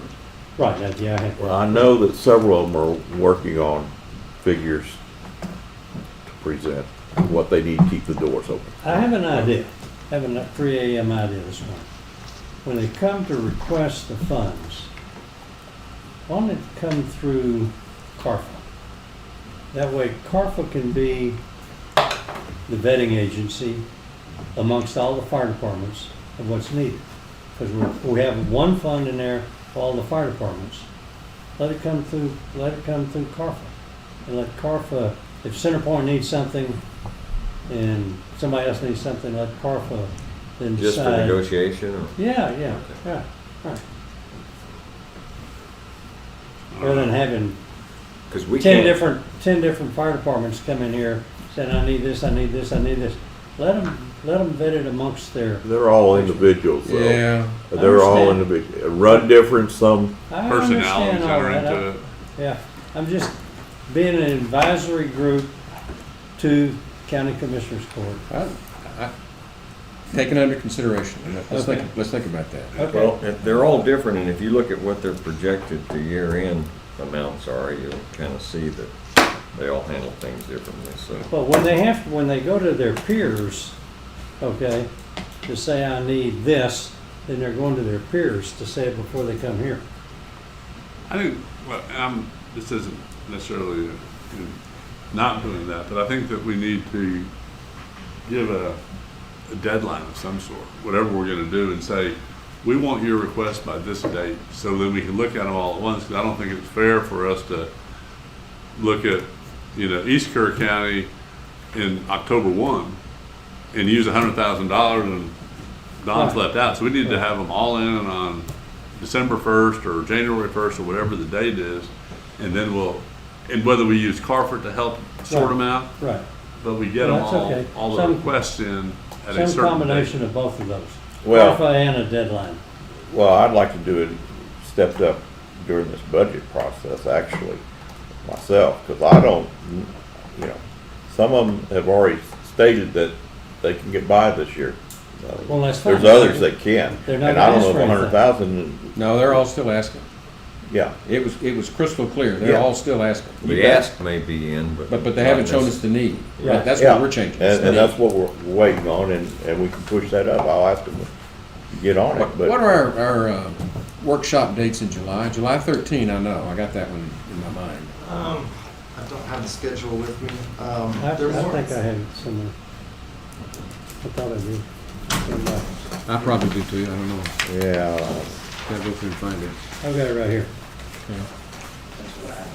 We have July 13th of Monday, July 15th of Wednesday, July 20th of Monday, and that looks about it. 13th, 15th, and when? 20.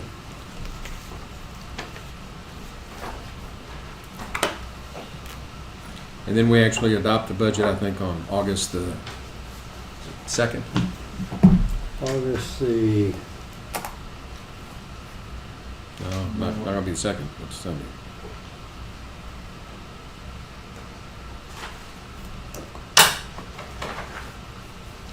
It's further down, I think it's like this. Well, let's, adoption of the budget August 24th. August 24, okay. Right.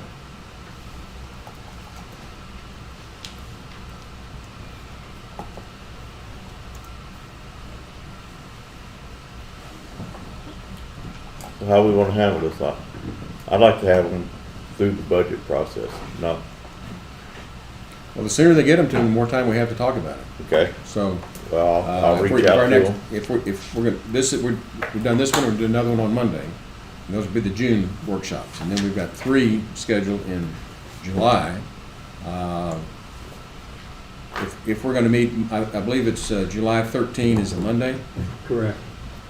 and that'll be the first one in July. Why don't we make that, so Friday would be what, the 10th? July 10th? See, That's 3 weeks? I Yep. think that's too quick. I don't know. Okay. I think we need to give them time because some of them may be much further along in understanding where we're going. I know Adam at Comfort, he apologized that he hadn't gotten to me. I said, that's all right. Right. If I hear a deadline, I'll tell you I need it in a week or something. Right. But I know some of them are working on it like Right, I that. mean, they're working, but I was thinking like we have 4th of July coming up, we got, nothing much is gonna happen, doesn't look like, but. And that's a good thing, by the way. Yeah, That's a good thing. I think we put it off until the 20th. And so, that's for our thing. The last one? Yeah, the last one. I mean, we kinda know it's gonna be in the $100,000 range, what we're thinking anyway, so it doesn't matter how we divvy it up. Well, but we want to see them before the 20th, don't we? Well, yeah, we want the, I'd say, it's a Monday. Maybe. I was actually thinking more of giving them what they need to keep the doors open and with them trying to scale down like other department heads have. And then having a contingency because that blown engine somebody does through the year or ruins a set of tires. Then, hey, we didn't plan on this, but it's like at your house, your AC goes out every now and then. You can't plan on it. I'm looking at Tanya and James. We have to, is the August 24th when we adopt the budget? I thought we could do it That's soon. adoption. We have another scheduled workshop on the 3rd of August. It'll be the final workshop. This is to hold a Oh. workshop to propose the finalize the proposed. No, 20th I'm be sorry, good. say again, I didn't hear. It's to finalize the proposed budget is August 3rd, Monday. Well, but what we're really doing in the budget process is, from a policy perspective, we're moving towards needs and not cookie cutter payments. Right. And so for the budget, what we're really doing is establishing the contingency fund. I don't see, do we need to make the decision on what those needs are, or do we just establish before? that's what I think, establish some fund to have there and then. And it give gives them plenty of time. Plenty of time. They don't have to Let them be. get into us by September. Right, precisely. Give them plenty of time to do all of it. But we've earmarked the money that we've set aside to try to meet their needs. Right. But they can go ahead and still encourage them to submit it as quickly as possible so that in our budget numbers, if the requests for the needs are coming in at 150,000, we can make an adjustment. Right. Or if it comes in at 50,000, we can make Something's being missed here. If there's a dollar amount that's set, and there's a time frame by which somebody puts in, you also have to put a cap on that, or the first guy gets it all. So this has to be fleshed out a little more than what we're talking about here. Well, I think we receive all the requests at one time, just like Commissioner Lentz said. We set a date, whether we set it at the end of August, mid-September, whatever, that's the date. And then on the basis of what is submitted, we determine how to allocate that. Well, I think you still need to set a cap of $25,000, No. or 25.4, which is what we already have. No, I don't. Just to make sure that, I do, I think Yeah. there ought to be something set, because that's what everybody's used to getting anyway. Mhm. And I don't want one department saying, well, we need 75,000 of it.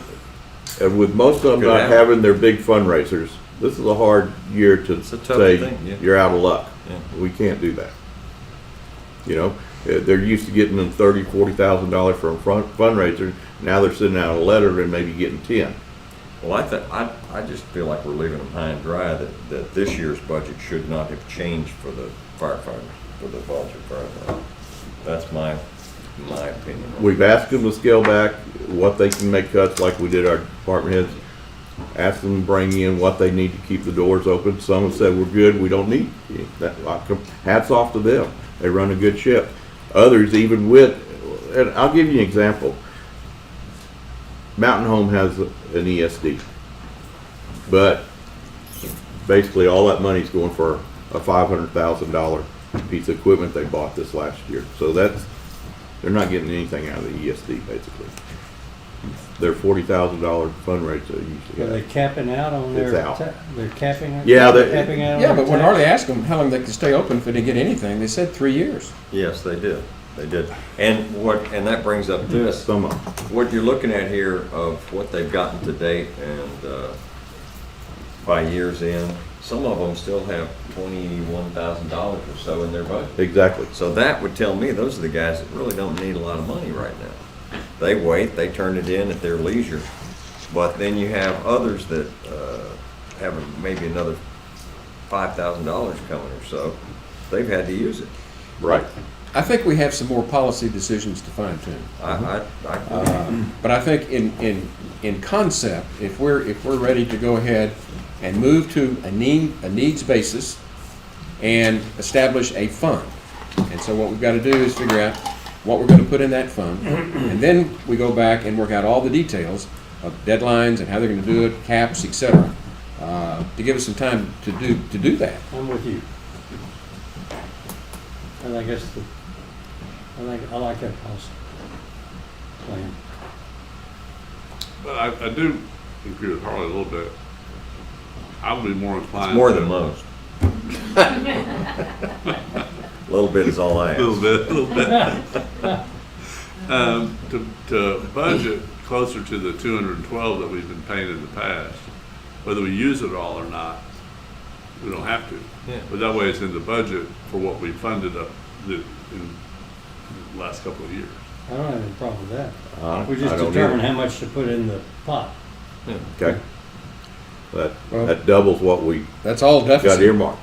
It's At this deficit point. at this point, but And this was coming brought out up of to them late. fund reserve. This was a kind of, they kind of got blindsided by Well, this. but they haven't done a good job ever in the past of coming in with what they need. So now we're saying, okay, we're not gonna do cookie cutters, the judge says. We're gonna put some amount in there, whether it's the full amount that we've done in the past, which I don't have any problem right now as far as budget planning, but then come in on needs basis. And I think deficit, yes, but I think that we're also, this is our first pass through it. We'll have these big items. We pretty much agreed on everything. The auditor's office is putting together a list of things that are on the table in our mind. Right. And this is one of the items that I think is on there. And then when we look at the fund balance and look at where we are, It's during the the right next thing to month, do. then we can make our final, well, no, that 212 is too much, it needs to be 100. We can still make that change. And y'all been here longer than I have. Have they been asked to come in before? No.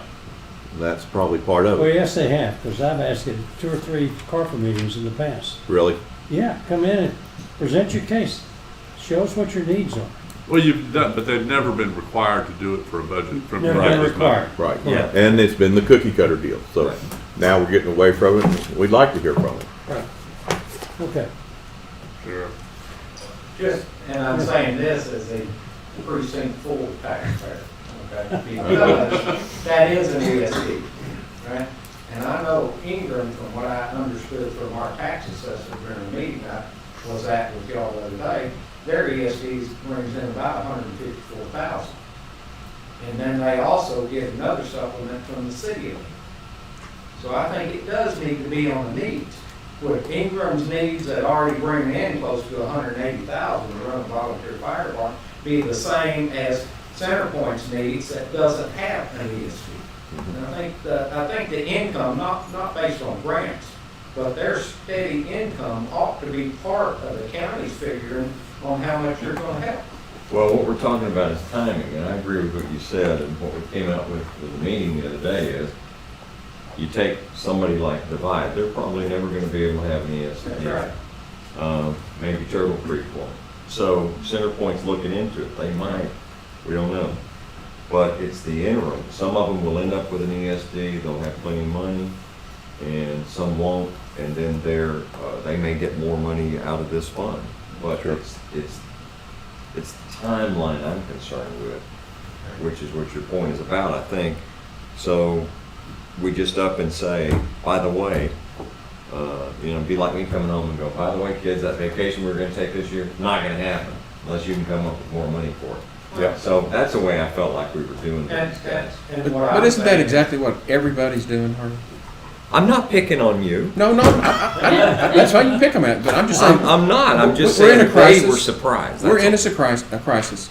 There's been an enormous amount of economic destruction. I think nearly every family is saying, we can't take the vacation this summer, kids. Yes. And so all we're doing with the volunteer fire departments is asking them to share some of the pain, just like I've asked the county departments and offices to share some of the pain, and they've risen to the occasion. I think we need to ask our volunteer fire departments to help us rise to the occasion. It's not just get the same amount of money as usual. Right, I agree. We all get used to, the easy way, and we just do it. We get comfortable with it. And I don't fault what you're doing, looking at the things we should pay for and shouldn't. But you gotta have a little warning. But to Warning address shot over the bow. what Rusty's talking about, there are differing needs between these fire departments. Sure, And no doubt. if our goal is to make sure that we provide the best fire coverage and protection for all the county, it may not be that everybody gets the same thing. And they shouldn't probably, but the time frame I understand. and how we're gonna figure that out, who But needs what. But we've all seen this COVID-19 crisis coming. We sat here in March when it hit, and we've all been slowly suffering. Everybody's weary and fatigued from it. We're tired of it. We saw Scott blow up this morning. We're tired. And they're tired too. This is not a surprise to any of us. The question is, how do we distribute the pain? How do we absorb this and help the taxpayers? That's what I think this is about. And I think we've made good progress. I think so. I'm not arguing about the money today. I'm just saying that our approach ought to be, we've got a number of 100,000 in there right now. If that needs to be increased, well, let's discuss it. Right. But it's going to have to be on a needs basis at some point. And it's got to be fairly administered. That's good. I agree. And that was my whole point. We can't just say, pick 100,000 and say that's gonna be it, until we know what the monster is out there that they need. And again, a whole lot of them have indicated they don't need. And to their credit, for the ones that, But many again, do. I compliment the way you did it at the workshop. Start asking them, how long can you keep the doors open? The ones that can keep the doors open, we're kind of asking them to be the adult, to be the oldest child here, and shoulder a little bit more of the burden, because they can keep the doors open this year. And it's not as critical that when we look at Centerpoint, if we're talking about ball tires on trucks screaming through town and putting life and limb at risk, well, we probably need to reach out and help them. Yep. That's the way I see it. I agree. Yep. Some are gonna need more than others. That's the whole point. Why isn't it approached just like y'all approach us? You gave me a time that the budget was open and I had so long to submit a budget showing my needs. Yeah. When y'all look at my budget, you're looking at what my revenues are, what my expenditures are, and then you're setting what you're gonna fund me for the year. Okay? Why aren't all these other little agencies treated exactly the same way? And I look at the volunteer fire departments as an agency. If it's Ingram, they ought to be having that same timeline to submit a budget to you. What are their need, what are their expenditures, what are they asking for, what are their revenues already set, and what are you gonna fund? And Mountain Home should be the same, Divide, every one of them ought to be the same way. And that way it takes in, just like doing a whole agency budget, it takes in everything in consideration, and they make individual needs for you. You can't do the DA's offices both the same, because they do it different. You can't do the constables, we try to, but not all the same, because of the different needs. They should be treated the same way. I agree. They just haven't had to do it in the past, and this is a change, and it's not their fault. They haven't done it, but let's try to get it to that. If we won't put them on the July 20th. We need to be helpful and understanding as we nurse this thing along. I think what it says is, we'll probably do it the same way you're suggesting in the future, but for this year, they don't have time to get it into our process, perhaps, okay? So if we can get an indication from them how much they need, then we put that in the pot for just an indication, then have them come in and justify it. And this is September to get through October, a crisis whenever. year. This is a once in a lifetime thing. Right. So I can promise you, they're watching now or will be watching this. So what is the message we want to send? To get us some figures or by To start working on these needs applications and get us some financial information as soon as possible. They're gonna be due, put 'em on. earliest will be mid-July, latest will be Hold on just a second. 1st September. Oh, you mean in the final thing, yeah. Yeah. Well, I think what the message we're sending to them is we're going to put a placeholder number in the budget. That's our job. That's what we're working on. Right. Their job, and we don't know how we're going to divide that up. If they have ideas, if they can come together and cumulatively put together and say, we think we're going to have about $100,000 worth of actual needs, proven needs, or $150,000, whatever they think, they can get that information to us. But that's not the application process. Right. That deadline's got to be pushed out so that we can evaluate it. All we're trying to do is figure out what is the placeholder number we're going to put in there. Right. And it's not going to be the number that we paid out before. So they need to get what they need to us. Need to get their rough estimate. And by mid-July, I would say. And ask the ones that are solvent, the ones that are doing well, help us and help the weaker ones get through this crisis. Okay. And we'll put together a process that will be fair to all concerned. And it's needs for operating for next year. Exactly. Not for, Yeah, this is keeping doors open for fire protection. not for 20-year whatever. No, and I think they're all realistic. There's probably a few things they can put off that they not do in normal years. That they don't need to do this next year because, again, we don't know what it's going to look like 3 months from now with everything around here. So anyway, Yeah, we can talk about that Monday. Yeah, exactly. What it's going to look like. Okay. The last one we've got on here is pretty much a no-brainer. This is our alternative dispute resolution. And Ed's asked for it, the same $20,000 that we always give them. They provide a very valuable service. Statistically, 95% of all civil cases settle. And that's a pretty constant number.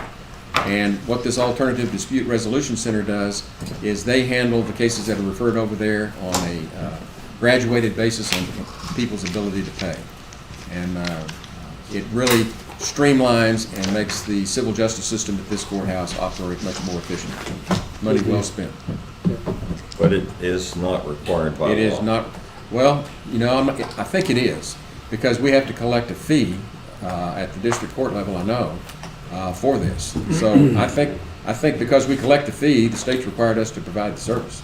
But that would mean that, now, unless we have some kind of matching fund for our part of that, that would mean we collect the fee and forward that to them. No. We keep the fee. Yeah, this If is we the- keep the fee, If the then- cases are filed in Kerr County, we keep the Then fee. why don't we pay them what the fee is?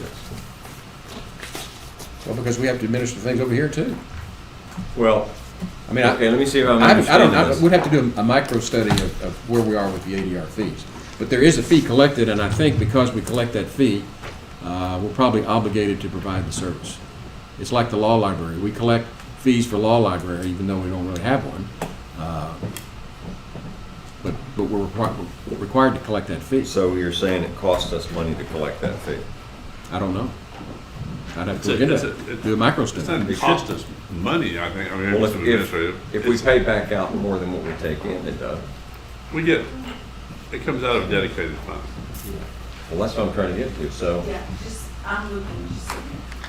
No, I don't believe the fee is actually statutorily required. It says may and not shall in the language, but since we do collect a fee, I think we probably need to provide the service. Is it a standard fee for your case? Yeah, it's not much. And we actually end up paying out about as much as we take in. It's pretty much a wash. And so we're estimating that we're gonna have a fund balance of about 24,000 in that coming in to next year. And so we're projecting revenues of about 17,000 and paying out 20,000, which would leave us with a fund balance remaining at the end of the year of about 21,000. Okay, so it pays. And so what that translates to, that fund balance, that's the money that we've collected through the years that we haven't distributed out to them. Yeah, that's good. So it really doesn't cost the taxpayer anything. No, the whole thing is underwritten by the litigants and the attorneys. Okay, it's been a long budget day, good workshop. Anything that anybody wants to address before we adjourn? I'd like to review something real quick. Here's what I came up with that we're going to revisit, and I want to make sure I'm ready to go. Professional services from the 198. That was a change, right? Yeah. And a change in physician services Tanya's got all for this. indigent. So I know Yeah, There's a lot more than that. Yeah, these are the three that I thought we were going to discuss some more, and then also the historical commission, find out whether or not that is required. Is that all? Well, we've got court transcripts, Court transcripts, okay, right. professional services. I mean, I got stuff on nearly every page. Okay. Yeah, I think Tanya Yeah. got them all. yeah. And then the capital outlay, 570, we will discuss later how we're going to pay for that. It's not the expense that's the issue, it's Which department's capital outlay? general fund, sheriff's department. Mine. It was the vehicles. Yeah. Right. So Yeah. I'm just trying to get ahead on it. And what we'll try to do, I'll ask Tanya and James, let's go through and see if we can come up with, make a list so they know what we're going to come back and follow up on, so we don't forget. Good. I'll get that ready. Okay. Okay. I want to thank everyone for your cooperation and patience and good nature. So with that, court stands adjourned. Very good.